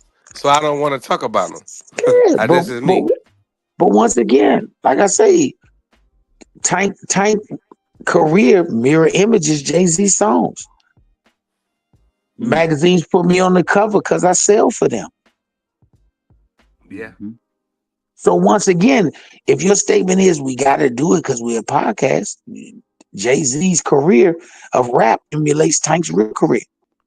So when people want to interview Tank and they get offended he ain't give me an interview, once again, because he know what you're doing. I don't want to interview him. If BVO said, yo, Prize, we got Tank tomorrow. I'm like, you got that. You got it. I'm going to be in the chat. I'm going to play the chat. You ain't once again. Why? You know what? Why you That's a have to do fact. that then? That's a fact. No. Listen, the fact is, you're a bitter baby mama. I'm not bitter. Listen, let me tell you why. Because you're not I going to don't care accumulate. enough, coach. No. That's a lie. Listen, let me tell you why it's a lie. Based on your own words. I'm not going to join the podcast, but I'm going to be in the chat. I ain't going to let him see me. No. I'm not going to let him see me. I'm not going to let him see me in the arena, but I'm going to make sure I can see him. No. I'm going to stand in the back. I'm not. I ain't grow up like that, coach. If you support BVO 365 days a year. Yes, I do. 365 days a year. Yep. He's not going to be mad if you miss one night. No, he not. But you don't want to miss that one night because you like, damn. I don't want to talk to the nigga though, so I'm okay with missing the night. But that's not true because you just said. Nah, it's not a fact because out of your mouth, you said, I'm not coming on, but I'm going to be in the chat. For my brother, BVO, not for Tank. But you are. I'm going to moderate the chat. Nah, I'm not you going didn't say that.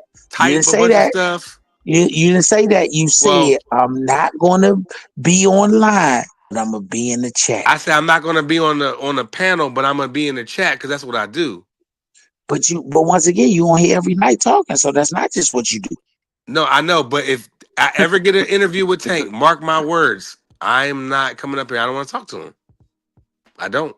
I'm gonna tell you this. I talked to niggas way more bigger than Tank before. Let me say this. Tank is pretty big, man. Tank is pretty big. You're not being truthful. Bro, I talked to Vince Carter. I done talked to Michael Jordan. I done talked to Vince not bigger than Tank. Vince not bigger than Tank. I talked to Jordan. I talked to when you talk to Mike in basketball camp down in UNC in Chapel Hill.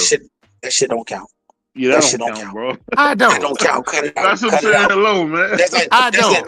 That's like me sitting on the airplane. So if somebody ever told, so if somebody said, "Man, this basketball game is out of control," Shea got 52. But by the way, if somebody say, "Yo, Price, have you ever talked to Michael Jordan in your life?" and I say no, then I'm lying. You're not lying. It depends on the context of they ask you. If a podcaster say, "I done talked to bigger people than Tank," I mean, you interview. The reference is on a podcast. I have interviewed bigger people than him. I don't care about what you talked about in private. That's like you sound like Jeffrey Osborne in the shower. Don't nobody know but you. All right, who's bigger? Well, that's not a good one. That's not a good one. Listen, Prize, you just move on, bro. Nah, I don't move on. We moving on. I'm gonna say this. Why not? I'm gonna say this. The thing that people don't understand, a lot of us like Tank. I think the thing that I'm finding out from, kicking it with Brother Bernard and Jaleel, that it's not even about Tank. It's just about what goes on in boxing. And one thing I'll tell you is this. Do people realize that Tank worked for somebody? So, I mean, he got some things he got to handle too. I mean, I don't know. I'm just learning so much, man. When I got that veil pulled off and you see that it's not what you think it is, man. And like Adrian Bronner said it best, I don't have nearly the money that you think I do. I came from Adrian Bronner. Adrian Bronner had a really good interview, I want to say it was about 2 weeks ago, where he said he was talking to Cunningham, his coach, and coach said, "Man, you had no business fighting McDonald." You know what's so crazy about that? Why did Mike Stafford tell him that? Because they can't control him. Nobody can. But the dude from St. Louis, who he barely knows, can? Yeah. Usually take an outside person. How? Because, it's like a therapist. If you ever been to therapy before, you'll tell them everything, but you won't go talk to your pop or your grandmother or your brother or whatever. It be like that, bro. I give you that. But at the end of the day, I don't think people hate Tank. I think people hate the machine that's behind him. They hated Floyd. They hated the Evil Empire, PBC. That's what they hated. And the reason I say they hated Floyd and they hated the Evil Empire, PBC, because we've been trained to hate the success of people who look like us. You had two black men that look just like us, but we've been trained so well that we hate them. Why y'all not? You're just going off the reading of shit. Why you not hating Bob Earl, who told you to your face, I'm not paying Terrence Crawford this much money? He could And they build a still, house in the Malibu. but once again, we still love Bob Earl. But let Al say, or let Floyd say, he not worth no 30 million, so I'm not paying him 30. See, this nigga's a billionaire. He's cheap. No, he said the same thing Bob Earl said. Mm-hmm. Yeah, That's Bob the Aaron been thing. doing that. He been like we used to get him. I used to hate him. Yeah, but you love him now. Well, because they got. I mean, I don't love him now. It's just that What's the opposite of hate? I don't even have it. I don't What's know. the opposite? Well, once again, when we use words, we got to think about the reflection of the word. All right, When you maybe say I hate was a hate strong word, somebody, but I gotta love 'em. despised Top Rank when they was when Terrence Crawford was. I didn't like that. I just felt the way, and I'll leave it at that. Why wasn't nobody up in arms when Bob Earl didn't give Terrence Crawford the Manny Pacquiao fight? See, we Nobody was grind. up. See, on this channel, that's why this channel is dope because we was up on that and we was against it completely. No, I think sometimes the channel BVO, the channel takes it to heart. When I say why, I'm not saying you individually. No, I'm I know. saying Yeah, no the doubt. sport of boxing. Yeah, we got that. Yeah, so my thing is this: the sport of boxing is not up in arms about it, but we up in arms about motherfucking Tank.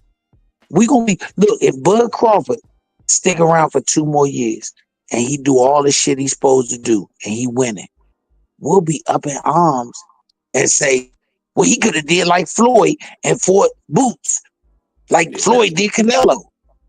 So the same people who love you today will hate you tomorrow. That's why I once again, my wife will tell you, I'd rather my wife say she admires me. Because there is no degradation. There's no degradation on the opposite of admiration. But when you say love, there's degradation on the other side because there's only hate. Yeah. And if you really want them to turn it against you, then guess what? You're gonna take the Muhammad Ali approach. I'd rather the people who hate me. They buy tickets. The people who love me don't. You can look at Shakur and them. They got 21 million lovers, but they haven't sold out one stadium. I hate that. Tank has 21 million haters, but he sold out 10 stadiums. Yeah. I'm glad that he did. So what you rather have, love or hate? I'd rather have the love. I would say lying. I'm not lying. I hate when people listen. You're lying because I don't consider you a foolish man, and I don't think that you're ignorant. So I have to say you're lying. I can't, because Coach. I'd rather have. Because in the tell me why you. of what I gave you. No, you're in the right. context of what I gave you, you're and right. you being an intelligent man, then I would want them. If I was in them circumstances, I would want them to hate me, of course. So once again, in the intellectual persuasion of the analysis I gave you, the only answer you could give me was hate. That's sad. Remember, I never asked a question that gives you but one answer. For a logical person, remember, if I ever ask you a question, there's only one answer you can give me if I consider you logical. You might not want to give it to me, but in order to keep the concept of you're a logical person, you have to give me the answer that kills you the most. Because if you give me the other answer, then I have to consider you ignorant and we can't talk anymore. Yeah, I can dig it. Yeah. I dig it. That's a shame. It's a shame that it's like that, though. You know, because I like all the brothers, man. You know what I mean? BVO grind me up for saying, oh, Prize don't like nobody but black fighters. Whatever. But that's not true. But I don't care what you like. This is my thing. I don't care. I don't care what you like, but I do care if you stand on principle. Yes. If a person tells me a Mexican who is 20-0, but you don't know a single person on their 20-0 record should get a world title shot, then why don't you stand on that same principle when I show you an African American fighter who's 20-0 in the same exact division, trying to fight the same exact person, and you don't know none of his people either, but he doesn't deserve a title shot. And that's where I draw the line at, bro. But that's the line that people have to be reminded of. Me and BVO I think I talked to him offline damn near much as I talk to anybody else. And half of the conversations we have is me opening his third eye. And once his third eye is open, that's his eye of intellect. He say, damn, you was right, Chan. Yeah. I don't mind who you support.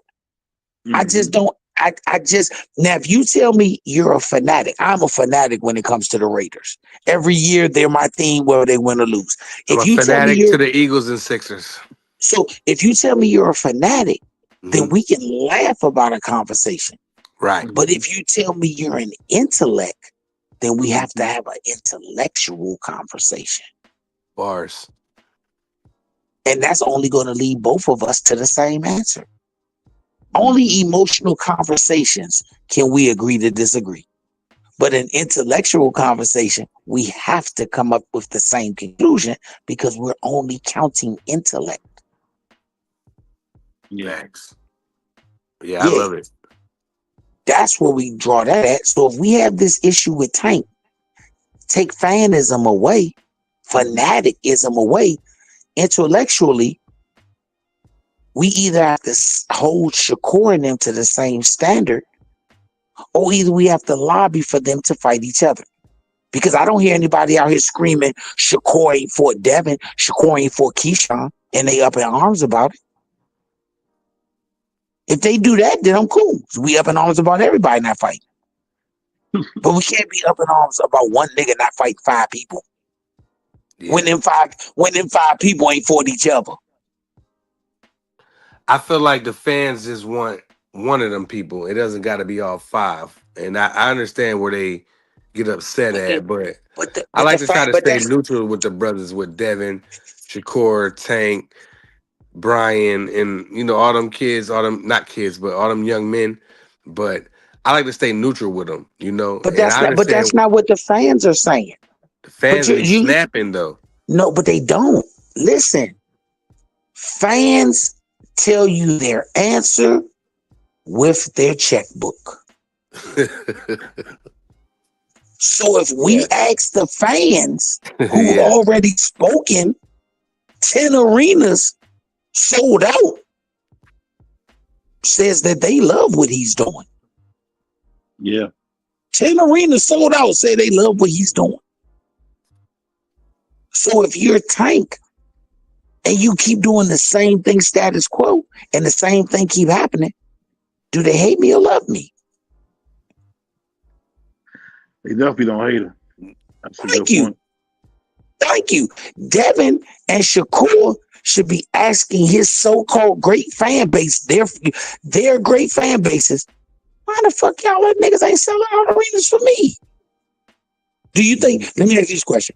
Do you think Devin, Shakur, and Keyshawn, because those are the 3 talked about people the most of fighting Tank, do you think that each one of them have at least 25,000 fans? No. I would say yes. No. I would say yes. They don't got 25,000 fans if they had 25,000 numbers in their pocket. Well, I would say yes because, a lot of fans are not financially stable to show up to the fights, but they tune in, whether they pirate it, whether they buy the pay-per-view, whatever. But I definitely know they're watching. That's an emotional answer. Let me tell you why that's an emotional answer. Because when 2 black people fight, they're pulling from the same pool. Right. So if they're pulling from the same pool and Tank does 21,000 or more per fight in the arena, then why that pool ain't going to see them niggas that way? It's unexplained. Actually, it's not actually. Tank got that. He got that knockout power. He got that look, like he has that certain look, and You keep giving me. I don't think my answer was superlatives. emotional though, Coach. It had to be emotional. If I asked the question, do I you think they have got because you got to look 20? at their Do you have Instagram 10,000? followers. That doesn't mean okay. Listen, to this. If It I ask has you to this, because Jake if Paul I don't got nothing but Instagram people but that don't know nothing listen to about it. boxing, and he the most paid, like you said. So listen to what I'm saying. If you look at Shakur's Instagram, what he got about 300,000 followers or more? I'll go to his Instagram because Okay. I follow him. Hold on, let me go there. Let me find Shakur. Damn.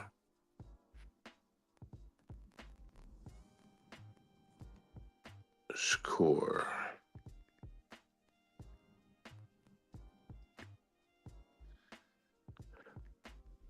What did he delete it? Oh, Shakur has 1.2 million followers on Instagram. Okay, he has. And normally on Twitter they have more. But I don't have Twitter. No. Let's Listen just what I'm do saying. 1.2. He has 1.2 million fans on Instagram. Followers. I don't know if, like you said, they can be haters. Followers. Right. How many followers does Tank Davis have on Instagram?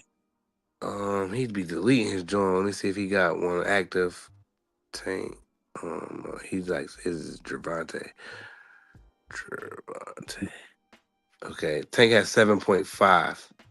So both of them exceed 1 million, right? Yes. Mm-hmm. And you're a math guy. You have a great common math knowledge. No, don't put that on me. Listen to me. Listen to me. I don't know if he can. No. I got people that do math for me. I know. Let me say this. Does 21,000, whether they lovers or haters, represent less than 0.5 of 1 million? My brain just exploded. I don't answer questions. Does 21,000 does not equal 1%, does it? No. Of almost 2 million followers. 21,000 doesn't equal 1%, right? I would say yes. Right. It's less than 1%. So if we agree that it's less than 1%, you mean to tell me that Tank can consistently get less than 1% of his people to come see him live, and Shakur can't get less than 1% of his people to come see him? I'm gonna automatically say you're right because my brain just exploded like 3 times with all those numbers. Yeah, okay. I almost had an aneurysm. Let me say this. I'm gonna take the aneurysm away. Got an aneurysm. I almost passed out over here, bro. Real talk. So let's say this. Your mom has 3 sisters, and you have a grandma. So it's 5 of them. Okay. You mean to tell me that you can't get at least one of them to show up? Yeah, I get you now. Thank you. That's what I'm saying. That's all I'm saying. If you can't get one of them to show up. So that means when you say Keyshawn, Devin, Shakur, and Tank, those 4, all throw a party on the same night, 21,000 people will choose to go to Tank's party, and the other 0 amount of people will go to the other 3 parties. They won't have a damn soul at the other 3 parties, but Tank will have the whole 21,000. But you keep telling me the fans want to see Tank do this. The fans are happy. I just showed you by the numbers. No personal feeling, just the numbers that they're happy with him. It's everybody else who's not. It's the people who want to see him have the bad night that are not happy with them. And they make up less than 0.001% of all the people. I just showed you through math. Hey, it's a good point, man. Yeah, that math is almost, and I know the chat grinding me up, and I can take that, but that math is not, no. Well, yeah, they don't always send the smart kids to school. Yeah, I can read though.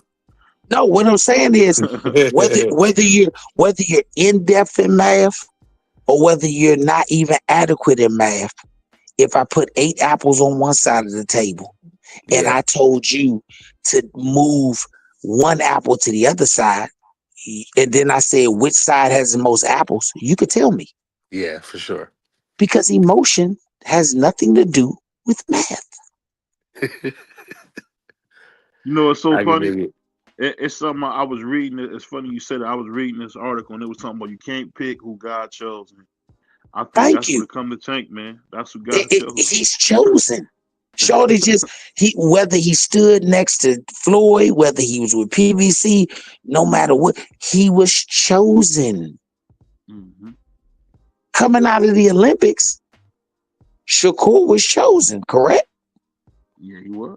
If you would have asked anybody, you got $1,000, you can invest in one of these two guys right before they turn pro, Shakur Stevens or Gervonta Davis, which one would you put your whole $1,000 in?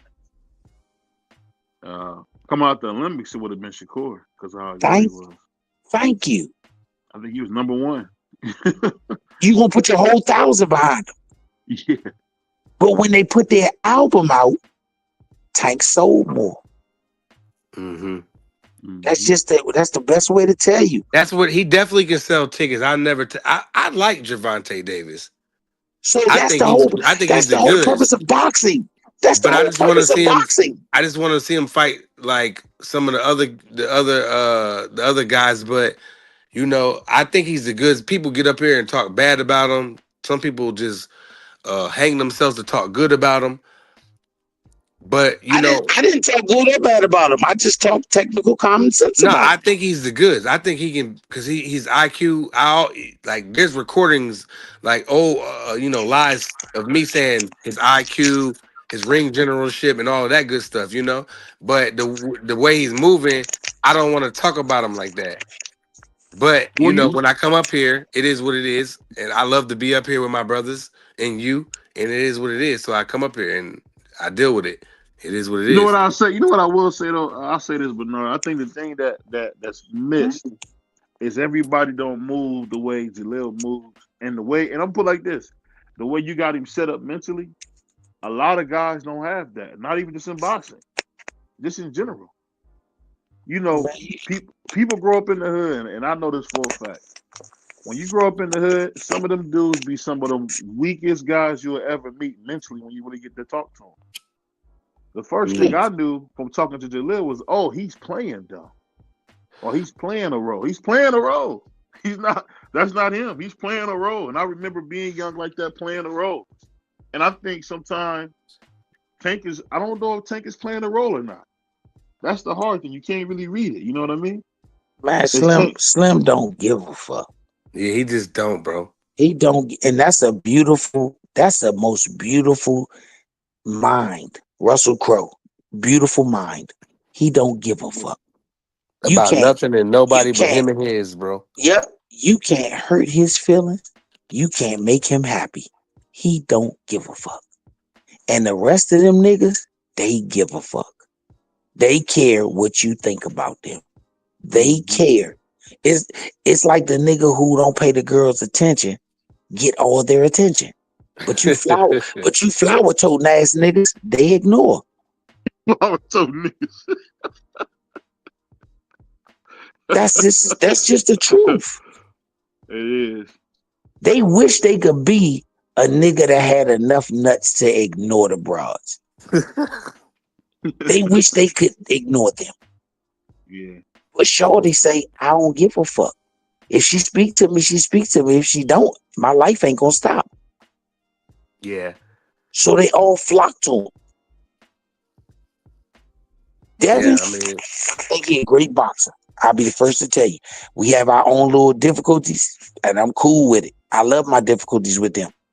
But my biggest difficulty with Devin is he don't have his own identity. He want to be whatever he think will get him likes and shares. He a young boy. He started dressing like Tank. Well, let Tank be. I bet you Devin might be a cool motherfucker. Well, I don't want to say that, Coach. They all dress like that. No, listen what I'm saying. I like Devin more when Devin was Devin. Before he switched up to dressing weird, getting tattoos. But they all dress like they all do that. No, you missing what he's saying. Devin wasn't like that. No, he Devin, wasn't. But he's Devin but is the, one of those guys who, and I know it sounds crazy. It's just like he wanted, like I don't have no tattoos or earrings, you know. He one of them guys who seen a couple niggas with earrings and is like, oh, I'm gonna get me an earring. Remember, he that's didn't have a cool. child. He didn't have a baby for a long time. Now because everybody else got baby mamas, he wanted a baby mama. nah, it ain't that. He was found the I No, right just thing. no. I just think Devin has misplaced understanding that the villain is for everybody. The villain not for everybody. Oscar De La Hoya was the golden boy. Somebody got to be the golden boy. I think Yeah. Devin could have been the greatest golden boy ever. In my opinion, he could have been the greatest golden boy. He could have been a better golden boy than Shakur. And not that Shakur's a golden boy, but Devin, I think Devin could have been that. Devin is very intellectual. Bill is very intellectual. They hold great conversations. They hold great arguments. Mm-hmm. But because it's not cool to be intellectual, he tries to talk silly. Like, brother, I'm cool being the intellectual guy. I'm cool with that. I'm cool Yeah, with that 100%. I feel like they all dress the same. They all got tattoos. Now my son is your son's age, like I told your son on at the Barclays. But my son, and I noticed your son too, don't dress like them. Mine don't either. But he got all the tattoos and all that stuff. He got tattoos everywhere. And there's nothing I can do about it. It's just what they on. It's all of them. They all, some of them carry purses. That's not true, man. Hold on, let me finish. Some of them carry purses. Some of them carry purses. Your son and my son, they don't. Man, my son know if he Some put of a them paint their purse on, nails and my like son them know better. nails emojis. Your son and my son, they don't do that. You know what I mean? They like their pants on. They don't like they ass showing with their pants down. I saw your son, and he reminded me of my son. They chill regular, and me and you the Man, animated ones. That's what I man, told your son. Jaleel vicious, man. Bruh, Jaleel don't care for real. When he go out, I be like, hey, Jaleel, go. I'm just me. I'm an 80s nigga. Man, Jaleel, throw something fly I'm on. an 80s nigga. Yeah, me Yeah, too. man. Hey, They I'm an come out with 80s a throw nigga. something fly they come on. out with jeans, sneakers, and a regular hoodie. Man, Jaleel had one of his own Team Hackett sweatshirts on, Yes. a pair of sweatpants, and some Nike Dunks. Yep. Nigga, I ain't that nigga. I'm sorry. I had on some motherfucking sweatpants with the matching black motherfucking shoes and the motocross jersey and baseball cap. I'm not Yes. if I'm not coaching, I don't want to look like the coach I enjoy. But Jaleel don't really give a fuck. Yep. He don't care. That's how my son He is, bro. always on that. I gotta be prepared. That's That's prepared for what, funny. nigga? We going to it, bro. We going to What you a said? motherfucking a joint where niggas wearing tuxedos. What are you being prepared for? Shit. I'm an 80s nigga. And that's Shit. why, that's why I told your son, I was like, yo, Liv, I was like, Jalil, for real. I was like, you remind me, you and your pop remind me of me and my son. I'm more animated like you, like what you said. When I came out there, I try to chill regular, you know what I mean? But I still had on, if you know, you know. If you saw me, if you know, you know. And I it's was funny you chilling say that. regular. It's funny you say that because I grew up with guys that got the same kind of mindset. I was in shock when I'm like, how does a nigga have this mindset in the doggone 2010s? I remember the mindset he had on stuff remind me of me when I was young, trying to be trying to show the world that I wasn't no punk. It's kind of funny how that energy never changes, man. If it's in you, it's in you. Like if Yeah, you got but that, that's him. if you got that tough energy, that's you. No matter who it is, it's just funny how that go. That energy never changes, man. It's Yeah, amazing. I love it. That's called personality. That's your Mm-hmm. actual personality. If Mm-hmm. that is who you are, that's who you are. Mm-hmm. Other people, let me tell you who's comfortable with their personality. The person. It's other people that you make uncomfortable with. If you got too much man energy, you make whole type niggas nervous. because they don't like to be around that much male testosterone. Why you think these girls date metrosexuals? I have no idea. And I so is want these to dudes. I want a sensitive guy. I want him to like crochet. I want him to understand what it's like to pick the flowers and walk through the field with your shoes in your hand. But then they mad when the nigga grab their ass and their boyfriend said, "Baby, it was just a touch." That's crazy work. It's I remember true. I heard the funniest thing ever from this old guy. He said, they said, "What would you do if Mike Tyson grabbed your wife's butt?" He said, "I would wake up and tell her I tried." Yeah. You definitely gonna have to put me to sleep. Yeah, I'm I'll but probably wake gonna once up be and lit too. Put me once to again, sleep. if you think about Mike right now, this day and age, his aura still makes niggas feel uncomfortable when he around them. I watch half the niggas that interview Mike, the niggas look so uncomfortable. Shook. They so uncomfortable because that much male energy makes others feel uncomfortable, especially if you was born after 2000. I give it up to them. If your birth certificate got a 99 at the end, if it got all them zeros, you came up in the most sensitive time. We got grown niggas that say I was bullied online.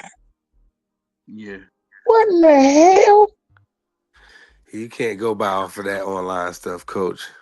But that what you got motherfuckers saying.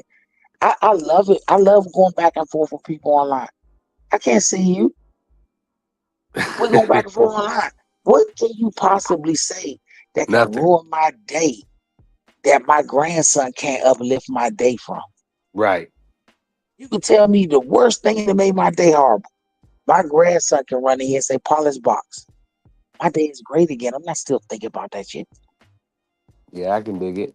I know you got to do what you got to do, because there's some people online, you know, they might not talk about Jalil like we do, and they might got things like to say like, well, what is he ranked? What is he, does he deserve a Xander fight and all that? And I think that it's just goofy to me, But they get my 'cause, energy more than anybody. I enjoy that. Maybe I just like confrontation, but I yeah, enjoy I it. probably be the same way. It's just I corny, enjoy man. it. It's I corny. think it's It's corny. corny though. But once again, we live in an era where I have to revert back to Bill. Bill said if you don't play the game the way the rules have changed, then you can't play. Mm.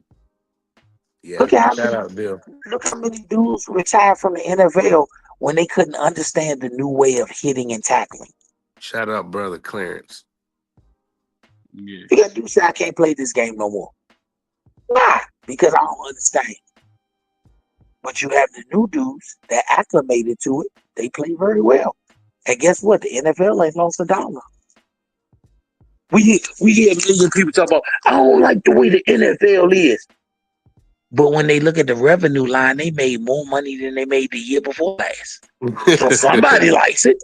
Right. Somebody likes it. Man, look, I don't like this new NFL, so I ain't gonna watch this shit in the stadium. I'm gonna watch it on TV. All right. It's still the number one sport in North America. Nigga, they own multiple days of the week. They own Sunday. The NFL So owns Sunday. owns, and they've been owning it. For 21 weeks, they own Sunday. It ain't but 52 weeks in a damn year. Man, I wish I could break down in the percentage. For real. Once You know what's funny, man? I remember when I seen that movie Wally as some years ago. And I remember I had a 40 ounce in my hand and I was watching it with my wife. And I thought that movie was so crazy, but man, I see life is really turning into Wally, man. Like the parks are nicer than ever. There don't be no kids at the park. Nope. I mean, when I was going, the parks were falling apart, but now they all nice. You got benches you can sit at the bench and watch play. I remember my You grandma got used to sit them in the things. car, What's wasn't some nowhere to things you sit. can sit under, BBO? The pavilions? Am I saying Yeah, that right? they got pavilions everywhere. Yeah, ice Hey, bro, cold kids water don't play. Kids don't outside. play no more. That's Cold nasty. out water outside. I mean, ice cold water. Man, in the 80s, Bruh. man, we used to get the water from the faucet down North Carolina. We'd go up to one of them apartment buildings, turn that faucet on. We And be get playing water. football. We all Man, drink. we drunk water. We drunk water out the hose from the back of the apartment building. Yes, That was indeed. next to the basketball court. That was good water back in the day when it was hot too. That was some good water. Yeah, it's just like eating Denny's, man. I used to love Denny's when I was broke. I don't want to touch it now. Man, what? I love Denny's, man. They grand slams was banging back in the day, and they still hit. That one, every time I go to Atlantic City, when I come back watching the fights from Atlantic City, I stop at that Denny's because that grand slam never fails, bro. Never. It's still good because they don't got them out here no more like that. It's only like Atlantic City in certain areas. Let me ask you a couple questions real quick before we go, Brother Bernard. Now, this is something that came up today. Shout out to my man, Rich Mancuso. He had Teofimo Lopez on. And he asked Tio about the racist comments, and Tio said, I'm trying to get better. I made a mistake. Do you think it's fair that people won't forgive him for making that mistake?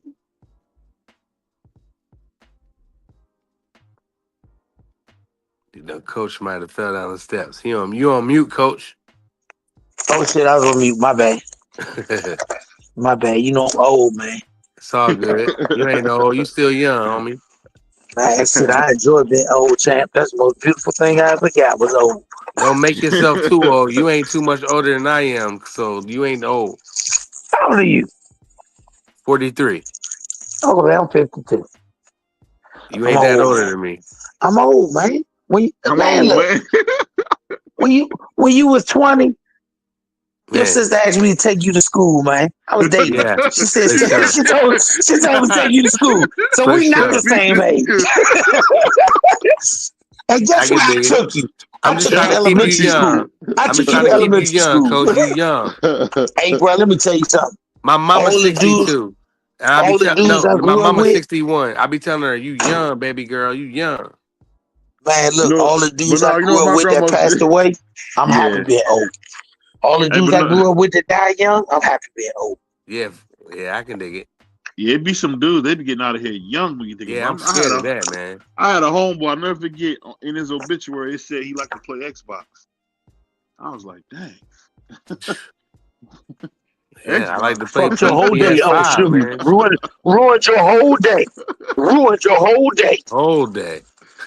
when you think back on that now, like Xbox, why was that even in the obituary?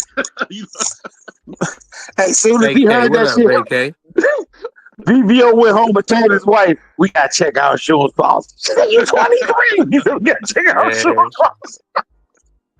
You know what's funny? And I got a lot of flack. That's right. With me and Miss BBO met. They was like, "Yeah, BBO was in there crying." And you always crying. You know the funny part? You're a well-known crier. You're a well-known big crier. niggas always be crying, man. He said, "No, I cried one time when we did an interview at the Schofields, and they were talking about being homeless, and I cried." You cried when you saw Tio. You cried when you saw Stitch.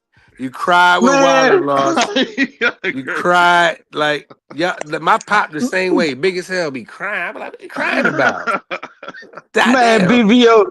Your eyes is a porta potty. Water always run. That's a fact. That is a fact.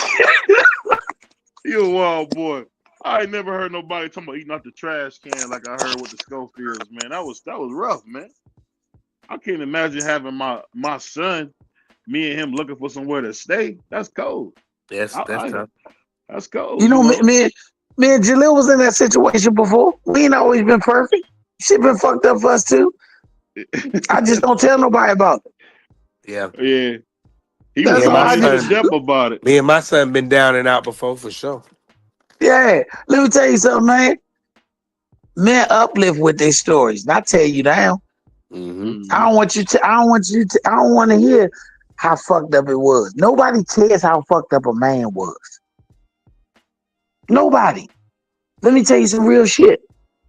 If you go in the hospital, your mother-in-law, your sister, your brother, your aunt, 2 of your uncles, and 2 of her best friends gonna help your wife get through it. They're gonna say, "Baby, we're gonna help you get through this hard time because your husband in the hospital."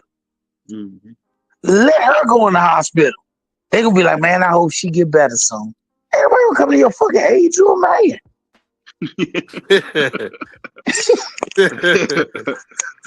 That's a fact. That's a Your fact. own mother ain't gonna offer you no free dinner on Thursday when the kids get out of school. Can I read this comment? Let me read this comment real quick. Go ahead. And shout out Miss BVO. She said BVO is a big baby. Most big guys are. He's That's a big. I'm gonna put some spice on it. He's a big giant teddy bear. No, that's big not old sweet, Luther Vandross. Bars. No, I ain't sweet. You can't call me no Luther Vandross. No, well, I know that's true too. Brother, Hey, that bro, brother don't sugar talk. sweet. Hold up, bro. Don't ever talk about Luther. Hold on. I was watching this documentary on the plane. I almost threw up when I found that he wasn't singing about no ladies, man. Man, you out of pocket, Bruh, man. Get out of here, BBL. Don't Get you out of look here. here, bro? Don't you ever in your life talk about Luther Yeah, Vandross? get out of here, BBL. Ever. What's wrong with I you? love Luther Ever. Vandross. If it wasn't for No, Luther you don't. Vandross, your 6'5" ass might not even be here. Right. Yeah. None of us would. Yeah. Don't you ever hey, I bet you some followers of yours might drop off because you talked about Luther. Yeah, get out of here, BBL, with that. Don't you ever say blasphemy about Luther. He was the guy, man. Luther's that guy, man. I don't care what he was singing about. Them bars was hard. Man, you got to be crazy. Luther made gangbangers cry. He's ridiculous. Luther had that. He had that feeling, man. You know what I mean? You feel away when you hear his bars, bro. He got all time some of the hottest bars ever. You know what I mean? Don't you ever talk bad about Luther. Go listen to Superstar and go cry. You a wild boy, man. I don't cry that much. I don't know what Miss BBO said. I don't know. Queen BBO said otherwise, but I'm gonna believe the lady that lay next to him every night. Hey, you can't believe no Dominicans, man. They just be saying stuff. I believe her. Man, she told me at the fight she got sleep with tissue because you cry in your sleep. She got white girl. Shout out Miss BBO. She's a great woman. Amazing. I'll tell you something funny about that. I definitely think I got that from my uncle. I used to look up to him. I never forget. Somebody gave this brother $20. My brother cried like I thought he was Asian. He was crying. So this is a dude who would give people hundreds of dollars out of his pocket. Some funky nigga gave him $20, man. He cried like a newborn, man. But I think I'm one of those people who understand the importance of being gracious, man. Because my grandma used to say all the time is, if you're thankful, ain't nothing I won't do for you. Mm-hmm. People don't understand. Like, one thing about me as an adult that I bought from childhood, I'm very thankful, man. Me too. I had one of my best friends, brother I grew up with in kindergarten. He got both his legs, amputated in an accident on some goofball stuff. Yeah. Another one of my good friends, man. He walking around here, talking to himself, washing cars at the crazy spot because he got some stuff from the wrong guy. One of my good friends was his mother was unalived because of us. Mm-hmm. And that's when I knew that North Carolina I was done with North Carolina for that time being. Because I got property there now, but I was done with it, bro. Because that could have been my mother. They talk on the phone, Mm-hmm. and now I got to live with that. When I go, I got to answer to God. Because shenanigans we did, one of my good friends, one of my real good friends, his mom is not around because of all of us, him included, but all of us. You know what I mean? And she's not here no more. So I'm very thankful. And all the blessings I get and the way I was born and brought up, I'm super thankful. I'm super humble. And I'm just a vibe to be around. You know what I mean? I'll give it to you, man, to be rich and to still be humble. I'll give it to you, man. I'm super humble. I love like when I was with y'all last Saturday, that's what I like to do. I didn't even go there to see no fights, bro. You can ask my shorty. Like, I was there to see all y'all. I was more excited about that than anything. You know what I'm saying? The fights was just the icing on the cake, but I was there to see my guys, you know what I mean? And y'all, are the same way y'all are when I come up here and talk to y'all. It didn't nothing change. You the same person. I'm big on energies, and that's how I know that I was around a bunch of real dudes like BVO, brother Bernard, his young boy Jalil, brother Clarence, all the brothers that I've seen. You know what I'm saying? I respect them. Yeah. Yeah, I like that energy thing too. With me, I gotta feel your energy. Yep. If I feel good energy from you, then it's that vibe, it's that third eye, your intellect, letting you know what's going on. My shorty was like, "Yo," she was like that, because y'all don't know. Me and BVO been friends for a long time, but that was our first time seeing each other, and it felt like we've been around each other for years. Because I'm big on energy, and I already knew that's my guy. Like he been saying, like I've been telling him, like he been telling me. You know what I'm saying? And I went up there to meet him, to interact with the brothers, and I had one of the best times of my life. Bro, I'd rather do that over than I'd been to Mexico. I'd rather do that. Facts. I Man, got I to had to be talk around him into coming. Jaleel. I got to be around his pop. I looked at how y'all interact, and y'all brothers remind me of me and my son. Like how you just said, like you like dress fly and you come out flies to fights, and your young boy might pull up with some jeans, some dunks, and a hoodie. That's my young boy. You know what I'm saying? Me, you being animated and doing what you do, that's me. When I'm around, when my son was playing basketball, and to this day, it's the same thing. So man, I respect all y'all brothers, man, for sure. Yeah, other than my man Prize almost getting us attacked by the ragheads, it was a great Nah, time. BVO almost got his jump by the To and them. To No, and That them sound like BBO. he snapped on the man. The man, I told the man 3 times I didn't want the pizza. He tried to sell me the pizza. BVO, I told the man I wanted just the drinks. And BVO snatched out his I don't know, I think he had one of those American Express black cards. I no, might be tripping. I'm And crazy. he hit it, he tapped the screen, was like, just give me the effing drinks. Effing BVO snapped on this dude, brother B. And You know what's funny? I You shut know up. what? And I was just like, well, damn. Because, he paid for all the drinks. My shorty drinks, his drink, his wife's drink. He paid for all the drinks. You know what I mean? And it was just like Gatorades and waters. We didn't want that kind of pizza. We wanted some different kind of pizza. And BBO snapped. I thought he was gonna have to beat up the pizza shop men, man. That sound And like T.O. and his BBO. crew. No. That sound like BBO. D motherfucker D. Yo, he snapped. My He shorty went was to like, I like him. Hey My man. shorty was like, I like him because because she was like, I felt like, because she felt she was my shorty was on the same type time he was on. She felt like that the guy was being racist. She 100% did. And I was As just I like, gotten older, yo, I'll just for me, man, I can't lie. As I gotten older, man, I ain't with that racist stuff, man. yeah. And I was like, well, and my babe, she, ran down. She was like, this is how he wasn't wrong. And when she went down the list of why he wasn't wrong, I had no choice but to was like, yeah, you're right. Because I started remembering stuff. And she was like, T.O. was over there. He was looking behind his shoulder. And I was just like, oh, damn. I ain't even see that. You know what I mean? And it was what it That's was. And I was crazy, like, you know man. what? He was being a jerk. He was. Man, he's been a jerk because he offered y'all pizza. Man, if he'd offered No. y'all hot dogs, y'all might have killed him. Y'all might have killed him. Man, that pizza was garbage, coach. Me and BVO, we wanted Oh, you some could. beef sausage, and we wanted some good pizza. I mean, he had leaves and mushrooms and all kind of flowers and stuff. We wasn't No, looking for that man. kind of. We were looking for No, some we went New to the York wrong. pizza. Hold on, but no, we went to the wrong spot. They had the base. They had the Italian, the Italiano one with some mozzarella and the basil and all that. I didn't know it was no fancy spot like that when I went in there. It looked like a hellhole for a second. Then when we go to order, that's all he got. And being around Miss BBO, man, I never had a temper till I met her, man. I know that sounds crazy, but I never had a temper till I met my wife, man. Never had Lie. a temper. Now don't blame that on her. That was No, all you in the no. pizza shop. He look and Tio and coach. I can't make this up because look, I had the meta glasses on, so I recorded most of this stuff. You know what I'm saying?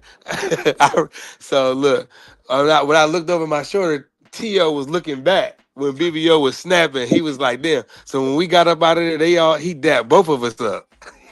BBO first. That's a fact. He wanted y'all uncouth asses to get the hell out the restaurant. I wasn't the one tripping because I was trying to get up out of there. BBO was the one that snapped on the dude. The dude got shook. He rung that shit up. I'm sorry. He rung them drinks up so fast, bro. I can't. That's a real story. He just wanted y'all to get out. I feel sorry for your mother. What you know about my mother? Hey, get on. And once he said that, it was over, man. Now, mind you, Coach, it's like 2:00 in the morning. You know what I'm saying? So I'm tripping. Then we went to another place where we got the pizza we was looking for. We had wings and fries. It was just a great vibe with BVO, and we had to part. But we definitely gonna run that back. If I can get them to come to Atlantic City in December at the fights, that'd be dope. And Who fighting in Atlantic City in December? Man, I gotta ask TD, man. I don't know. He know that card. Is that the Peter Wheatstraw card? I don't want to get the line to you, Coach. Yeah. Is that the card with Peter Wheatstraw? No, it's gonna be Bruce Seldon Jr. is gonna be fighting on that card. It's a bunch of little guys. I think my man Crown is gonna be doing that card, I believe. Yeah, but it's good to go out there. People be out there, bro. Oh, that's the rematch between Booty Knee Farnsworth and 50th Street Black. Coach crazy, man. The rematch. I'm trying to go out and shout out to Bruce Seldon Jr., man. Hey, Bruce Seldon Jr. looked like a midget version of his father, man. He just looked like the midget version. I never seen a dude that little. He like you little. He big, but he little. You know what I mean? I don't know. The little look kind of husky in that that hoodie he had on that. Yeah, that brother was 180 when we seen him, man. So that brother was at least 180 when we seen him. As long as he 154 the night before he fight. Yeah. That's all that matters. That's all that matters, bro. Man, y'all dudes are hilarious, man. Man, well, that's what we do. The man was just trying to sell me some pizza. The man was just trying to sell some pizza at 2 a.m. Man, but that pizza was garbage though, and he was being aggressive and funny style, like we didn't have money to buy his nasty looking pizza. You feel me? And then when I look back, when my shorty was like, she was like, BVO wasn't wrong. You know, she's like, he was not wrong. She was like, dude was being mad racist. She's like, I'm surprised you ain't. I was wrong because I shouldn't have like that in front of my wife. No, okay, maybe so, because I don't have a wife, and you might be right about that, but you wasn't wrong, brother. Because when I look back at it and I go back and look at the film, I'm like, nah. I'm just one of the. I done got to the place where, you know what, man, ain't no need to give me no disrespect, man. I'm a good man. I try to treat you with respect. Treat me with respect. Yeah, but see, my thing is this. I don't got the energy for that. You know, I'm big on energy. I don't want to sap my energy for low vibrational people. So what I would have did was just like, okay, I just did with the same thing you did. Pull out the card, you know, tap and be out. You know, like I don't want that piece of bait, but we was thirsty. We walked. We all were thirsty. You know what I mean? And I would have kept it pushing. But at the same time, like my grandpop would have. You reminded me of my pop because he don't let stuff like that ride. You know what I mean? He big like you. You know what I mean? He don't let stuff like that ride. Stuff, man. I don't like that racist stuff. Yeah, he don't either. He don't let like he would have did the same thing. And she was like, even my shorty was like, she was like, yo, he acted like Pop on that one. You know what I mean? And that was crazy. Steph Curry is crazy, but so you wasn't wrong. So I was like, you know what? A lot of times my grandpa wasn't wrong. So that's why I say you wasn't wrong. If you want to say you was wrong and you snapped in front of your wife, I give you that. But that was crazy. When you married, but no, you know that when you married, when you do something like that, you snap like that, you're gonna be reminded of it at the most inopportune time. Yeah, I don't think he was wrong. Remember what you did 10 years ago? Shout out to Miss BVO bringing up something from 14 years ago, like it happened yesterday. Man, that's what they do. Wife, you know, it is what it is. My wife different, man. She understands. When I flex my muscles, my wife be like, I gotta make sure they work sometimes. So she don't take offense to that shit. Say sometimes you gotta remind yourself that this shit work.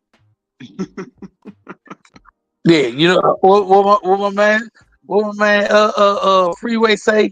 See how my face still working this mask? Yeah, my face still work with the steel.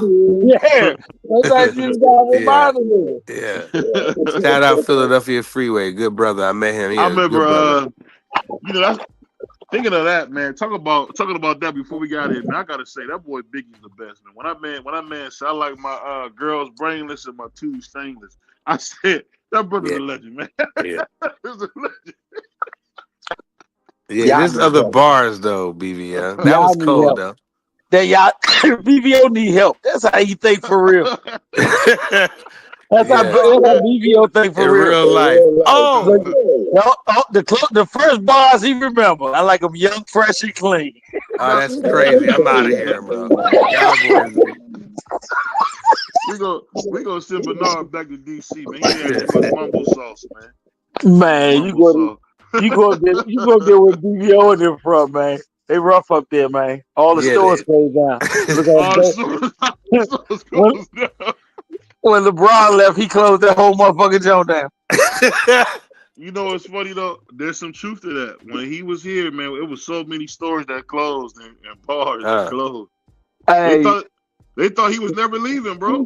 When LeBron left, you know who became the most popular man in Cleveland? Who that? Cleveland Brown. Oh. Wow. The cartoon ball? Yeah, Cleveland Brown. Wow. Hold on. That's crazy. Don't act like we ain't got Jake Paul. Hey, don't act like you ain't watched that show, Coach. Man, look, Jake Paul don't even claim Cleveland. Nah, don't act like you ain't watched that show, though. That was my show, the Cleveland show. Oh, all right. That's how I found out Cleveland Brown was the most popular person in Cleveland. And then LeBron came, that made him the second most popular. Then when LeBron left, he went back to being the most popular. Yeah, I'm out, man. Y'all boys wild. When I met Cleveland Brown, he said I stayed. I said, why? He said, because I run these streets. Yeah, that was a good episode, by the way. Yeah, I run these streets, Cleveland Brown. Hey. I'm glad they even gave him a shot. You know, Seth and them is crazy, man. But shout out to them. Man, get this brother a doggone straight jacket. This brother's you know the third most popular person in Cleveland. This is a sick Negro. Yeah, man. I can't wait till we all link back up, though. Real talk. What's the next fight? Ernest Bonner is the third most popular person. Ernest Bonner. He was a savage, though, Coach. He the third most popular person in Cleveland history. Nah. Even Mike Tyson like Cleveland. I used to live in Cleveland for 10 years. Really? Yeah, Shaker Heights and stuff. Okay. Down there. I was always down the city with beautiful people. Yeah. But Mike not from Cleveland, man. The most famous person from Cleveland is LeBron James. He's the most famous. 100%. The second most famous person is Cleveland Brown. That's and the crazy. third most famous person is Ernest Bonner. Ernest Bonner. That's wild. If you ask Cleveland people, do they know Jake Paul before he was in boxing, or did they know Cleveland Brown? They're going to say Cleveland Brown. No. What about Kelsey? He was on a Disney Channel, Coach. No, they probably wouldn't say that. Brown. Yes, they gonna say Cleveland Brown. Yeah, they would. Cleveland Brown. He on his Cleveland Brown. You gonna make me binge watch that John? Right? No, Cleveland Brown. Cleveland Brown is more popular up until Jake Paul got to fucking with boxing than Jake Paul was. Cleveland Brown. Before, okay. Once Jake got into boxing, he ended up renting out this huge building downtown over there by the wall. I don't know if you guys ever heard of Wahlburger. Hell yeah, Mark Wahlberg joint. We had one downtown. They all closed down. So sad. Them French fries are so good. Down. The one in Cleveland is still open. I hear they closed down, bro. Man, I used to miss them fries, man. Them fries was banging. Hey, BVO, that joint is not open because you can walk up to the window and get an order. The one in Cleveland is the last trap house in the city. You still walk up to the window. You're cold. You're cold, man. You ice cold. Hey, nah, shout out to Cleveland, man. I ain't gonna dog Cleveland like Yeah, LeBron did. that's crazy. Like You he know I said, ain't like gonna dog. You LeBron. saw he do that extra shot. I ain't gonna dog it like LeBron, they LeBron. won them a chip. He won them a chip. He don't owe LeBron don't owe LeBron, Cleveland nothing. yes, he do. He will forever owe Cleveland. That man is a How? Cleveland, because he was a Cleveland born and raised kid. And he won a championship. Nah, he went somewhere else to get the monkey off his back, And and then then he he came went back back to and he Cleveland. spun the block. Nah, And man. Hey, look, I respect LeBron the man. But LeBron, the basketball player, I would have respected him more if he stayed in Cleveland and never won a ring, but he played his whole career in Cleveland. why Then he KD don't could. get that same energy? Oh, he get it from me. What He you Okay. do talking get about? it. He do Okay. get it. He get it from me too, coach. But I'm talking about KD was not from Oklahoma City. They drafted him. This nigga was born and raised there. That's the ultimate And he dream. won him a championship. What more do you After, want from him? after he went somewhere else and got the It monkey doesn't off his matter, back. coach. He spun the block and said, you know what? I got to do right. And he See, that's came the back and problem. did right. That's the problem. You spinning the block. You And spin. that's You what can't. You sometimes you can't got to spin the block, coach, to get where you going. to get the monkey off your. And guess what? Yeah. And that's why he'll never be the GOAT. It took me Mike, to Mike got leave North Carolina to get myself together in New Jersey, in Philly. And 22 years later, I go back to North Carolina, I spin the block. It's all what you good do. now. What you do for a living? I build skyscrapers. You ain't the GOAT of skyscraper building. Hell no, I'm not. I'm not even close. Listen, because you did a 360 on goddamn New Jersey and North Carolina. Understand what I'm I had to saying? do it. That nigga chose to walk out on them people, and he did it in the most disrespectful way you could And he do it. came back and apologized and won them something they haven't won and never probably will win forever. Look at the football team. That nigga that used to smack shit out you in elementary school. He grew up to Never. be a priest. He grew up to be a priest and came back and apologized. Did you smack him? No. You a lie. No. You ain't give a damn if he was a He priest. You spun ain't the give a damn. block and came and gave that state something they haven't seen No. forever. LeBron is like anybody else. Y'all Every time ungrateful. That's why Cleveland, y'all that's why when y'all it come to cursed Cleveland, in sports. when it come to Cleveland, he always gave him his butt to kiss. Always. Cause y'all should kiss his ass because y'all ain't won nothing. Man, what if y'all won in Philadelphia, man? Super Bowls. Nah, don't do that. They that's right. Y'all did. Y'all been on the you road. must have My forgot, bad. like Y'all Roy been on the road. Jones. Yeah, they won shit in Philly, but Yeah. once again, if you look at the history of Cleveland basketball, them niggas gave everything. Even if they didn't win, they didn't say trade me somewhere else and then I can do this. Brad Daugherty wasn't trying to go play with Mike because he got beat. Craig Elo wasn't trying to be a goddamn fool. They was trying to beat them. Shout out Craig Elo, my guy from Cleveland. Yeah, they was trying. They didn't leave if they never won a champ. Brad Daugherty is Because you know why, Coach? He the That it's honorary not the changed. son of. Man, cut it out. It ain't. That's talking when about the basketball NASCAR dude, players. Brad Hold on, let me Daugherty? finish. That's Yes, when the college. NASCAR Brad That's when Daugherty. the college they should stay for 3 to 4 years, and that's when the free agency wasn't like it is today, and the teams kept their guys. Man, I'm one of them dudes that if you drafted to a home, if my son was in the NFL, if my son was a football player, and he went to the University of Maryland, and then he got drafted number 1 by the Washington Commanders, brother, you play your whole career there. You He play your tried whole. to, but they didn't want to get him the pieces. No, But they wouldn't come. They wouldn't Jalil come. didn't get drafted. Jalil didn't get drafted. Jalil ain't get drafted. Jalil's a lottery pick. He a But lottery pick. once again, that's the same as an athlete. Even Jalil, growing up in the city, becoming a great athlete, an ambassador, but you do more for Southern California than you do for the city you grew up in, and Southern California didn't raise you. Right. That's all I'm saying. I love LeBron the man. LeBron the basketball player, I don't like him because once again, you could have damn the championship. If LeBron didn't ever win a championship, but he did everything else in his entire career, but he did it in Cleveland, I would say LeBron is the second greatest basketball player who's close to tied for the first spot. But coach, he spun the block and won a championship, something Yeah, Cleveland but haven't it don't. seen. What he's saying is true though. And that's why y'all. That's why Cleveland is cursed in sports because y'all ungrateful. Did Kobe spin the block? He never. No. When he thought about leaving, Michael Jordan said, "Boy, you will destroy your legacy if you leave LA. No matter what team you go to, everybody not built like Mamba." But listen to what I'm saying. Great.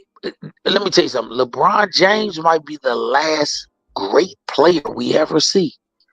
He might be the absolute last one. Yeah. And if he is the absolute last one, I would have rather seen him in Cleveland his entire career.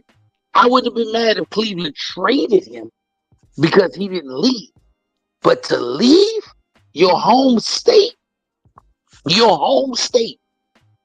to leave it, He's been playing 23 years. That's the part that you got to remember. Y'all act like y'all want him to stay there the whole time. That man was playing for legacy, bruh. And he came back and won. I can see if he never. I can see if he never spun the block, came back to Cleveland and won a chip, and you want to grind him up. I'd be like, yeah, that is messed up. That's like AI. AI not from Philly, but AI he did everything he could to bring a championship here. And it was Pat when they fired Pat Coachy. That's why he's Philly's adopted son. Right. And they put him out of Philly. He didn't choose to leave. They had to put him out of Philly. He asked to leave. He asked to leave. He wanted to win. Yes, he did. No, he didn't. They told him to get out of here. They told that boy traded him to where he wanted to go. Don't tell me. They told that boy to get out of here. They can spin. No, we didn't. No, we did not. No, we did not. And they spin that narrative, and he believed in that jump. No, we did not. Man, we traded Allen. We traded Allen to where he wanted to go. He wanted to play with Carmelo. They felt like two scores like that can forget the defense. We feel like we can win with just you gonna drop 40, I'm gonna drop 40. We're gonna outscore everybody. You know? So we traded Allen for Andre Miller. Like, don't get me started. We did it for Allen. It's not like Allen spun the block and came back here, and he's still a guy. Allen Iverson can walk around here with he used to always be up on the Fridays up on City Ave. With his boys and no security. And he can still walk around to this day in Philadelphia with no security. You know? LeBron James walk through Cleveland with no security. He gonna be like that nigga on New Jack City when they made him butt naked. Well, LeBron's he's a billionaire. He's a bigger figure than Allen Iverson, but your money don't make you comfortable around people. It's you comfortable. That's a fact. Russell Simmons used to float through New York as a regular dude. No, J Hood. I'm not J Hood, but J Cole used to he rides his bike up and down the city in New York, and nobody do nothing to him. And in North Carolina, J Cole used to. Man, if I seen J Cole riding his bike, I'll punch him in the back of his head. No, you ain't gonna do nothing. Man, if you see J Cole, you ain't even that type of guy. If you see J Cole riding his bike, you be like, "Why these young niggas don't stay out the street?" When you look at J Cole, he look like 1,000 other nappy head niggas that you see every day.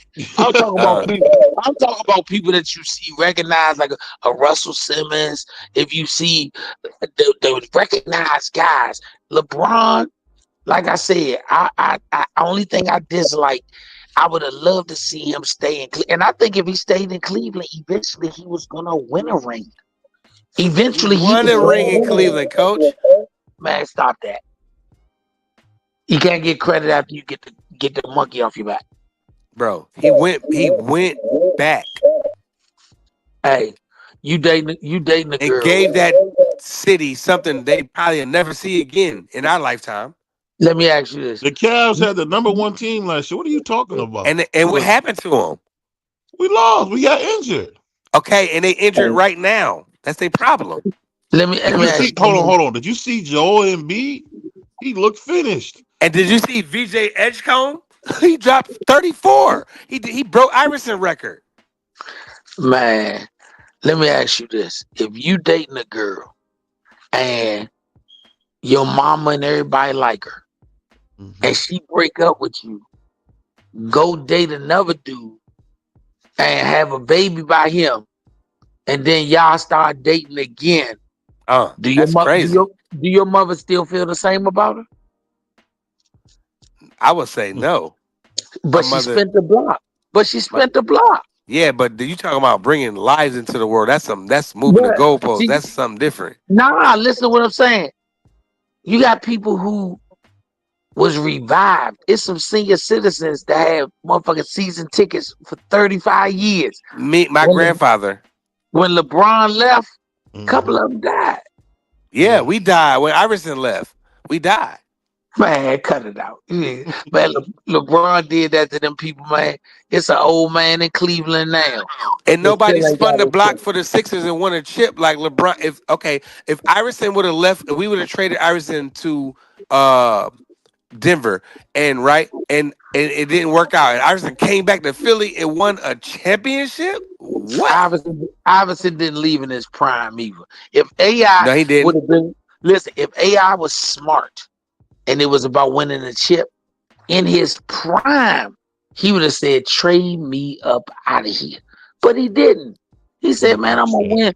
I'm gonna win a chip in Philly with Skeletor, He-Man, and Gigantor." Yeah. And you know what? And when they fired Pat Coachy, that's when Iverson really, because he was the one that can kind of like keep AI head on. Damn, that was a nice shot by Draymond. But Pat Coachy was the one that could keep Iverson like head on, like, because you couldn't control him. That was impossible to do. So they just let him do what he wanted to do. If he show up to practice, he show up. If he don't, he don't. You know what I mean? Pat Coachy made it. The general manager made it like, well, if he show up, then he show up. If he don't, then you don't say nothing to him. You put him in the game when it's time to start the game. He gonna come to play. You know what I mean? He had 13 niggas on it. He had 13 niggas on the team that showed up for every practice. Got blew out by 75. He had one nigga get drafted and didn't show up but for 2 practices, and them niggas went to the NBA Finals. Yeah. Maybe AI was that good, man. He just needed that extra part. But if he spun the block and won in Philadelphia, man, it would be Iverson would be even crazier than what he is, because he's the type of brother that can walk down the block with no security and nobody gonna do nothing to him in Philly. That's AI. You know what I mean? And if he spun the block and won a chip, man. Allen Iverson. I think y'all would have tried to put hands on him anyway.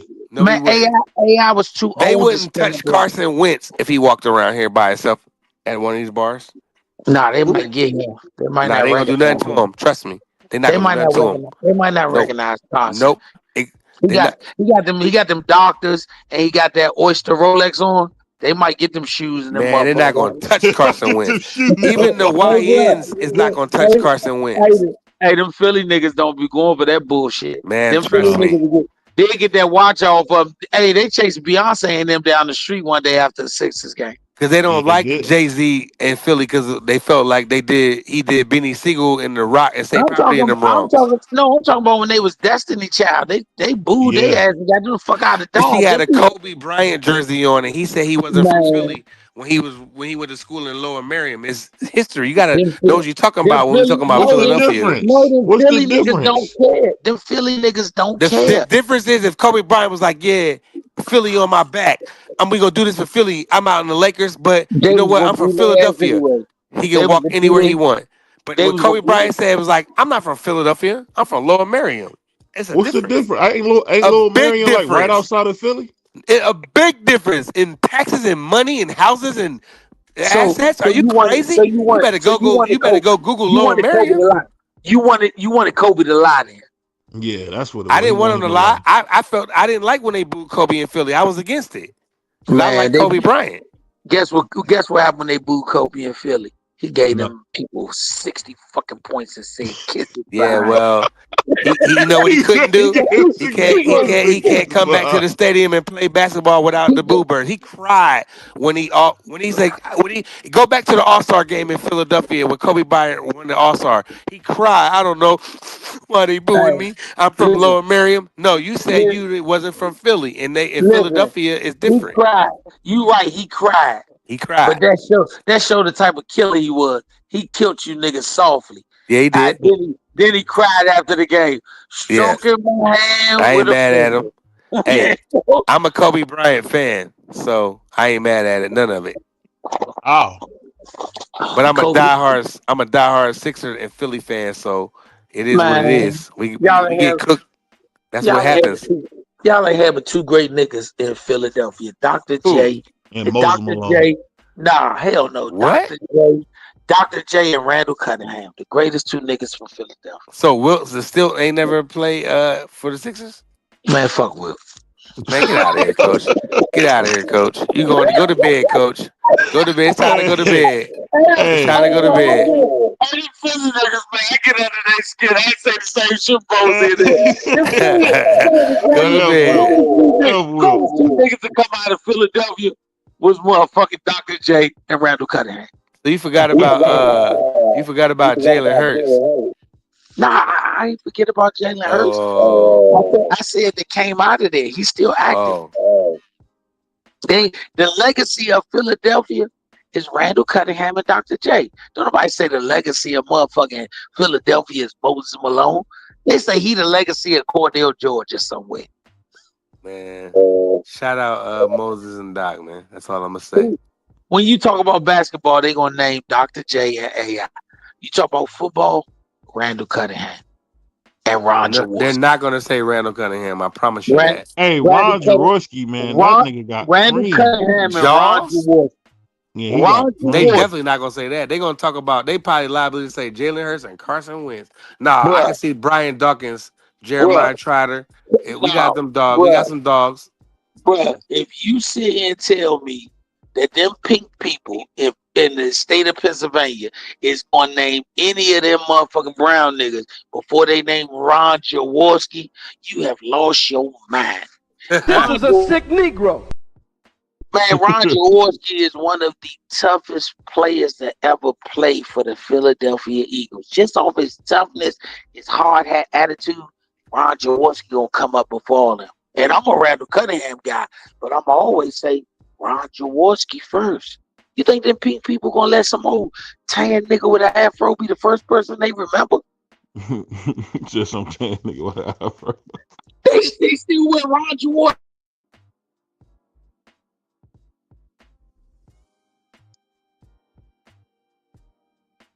Freddie Mitchell needs a statue.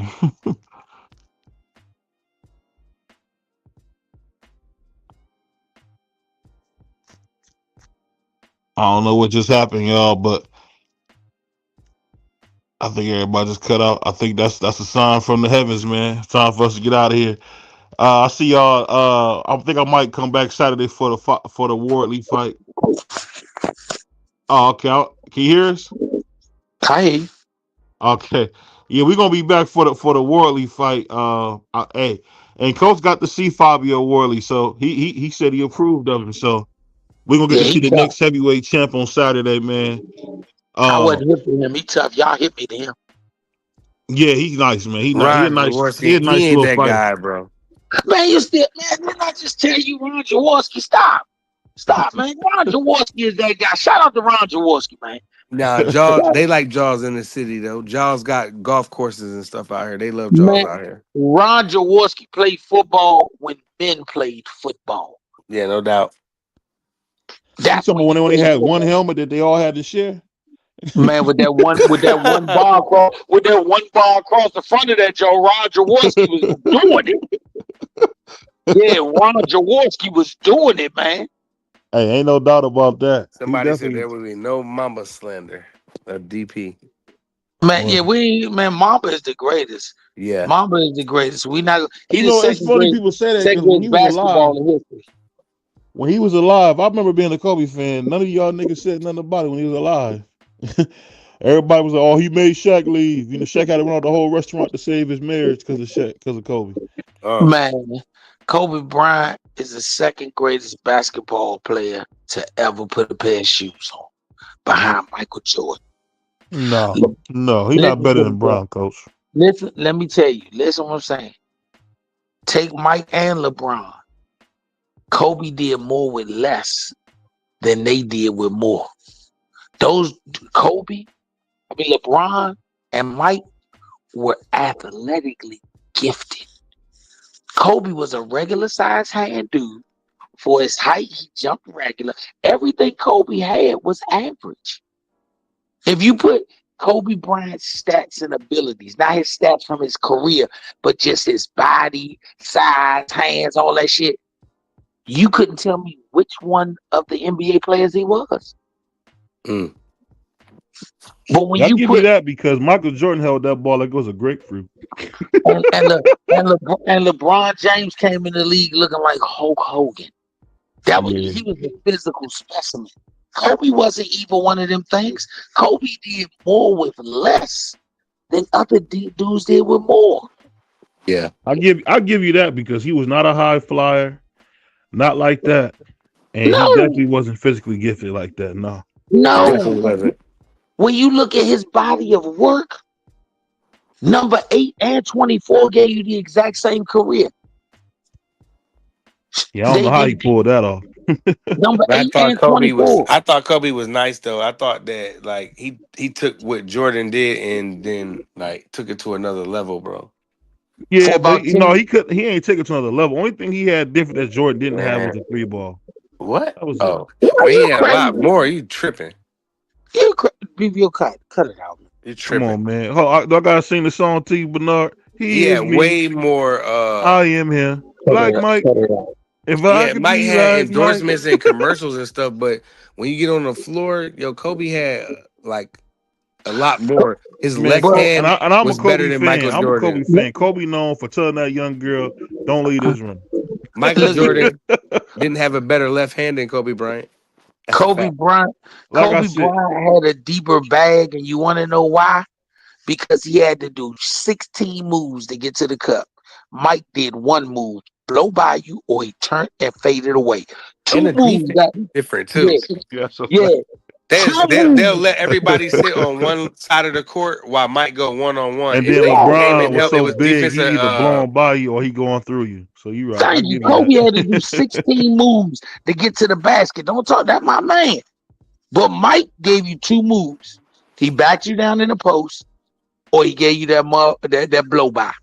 He either blew by you or gave them the only 2 moves. Nobody had the ability to make Mike go in his bag. Mike might have had other moves, but we don't know because you couldn't stop the first 2. And really, we don't know because Len Bias died. To tell you the truth, that's what I always heard. Cut it out, bro. They said Len Bias was that guy. Man, Len Bias, he wasn't on Jordan level. Len Bias was great, but once again, I'm gonna say this, like I say to everybody else, bro. If you didn't get to make it to the biggest dance, you can't tell me what would have happened in the biggest dance. Sam Bowie broke his leg. Mm-hmm. So why Sam Bowie ain't the greatest center in NBA history? If he wouldn't have broke his leg, I still think that he wouldn't have been the best. But he had a solid career though. No, he did. But once again, what I'm saying he balled with the Nets, but at the end of the day, he wasn't better than Shaq. He wasn't better than Elijah Wan. Basketball is different though. Cause I seen a 7'5" nigga dribbling between his legs yesterday. Who Wemby? Yeah, Wemby different. Wemby different, man. He different. But once again, when he was banging out on AD didn't know what to do, looking crazy with them goggles on.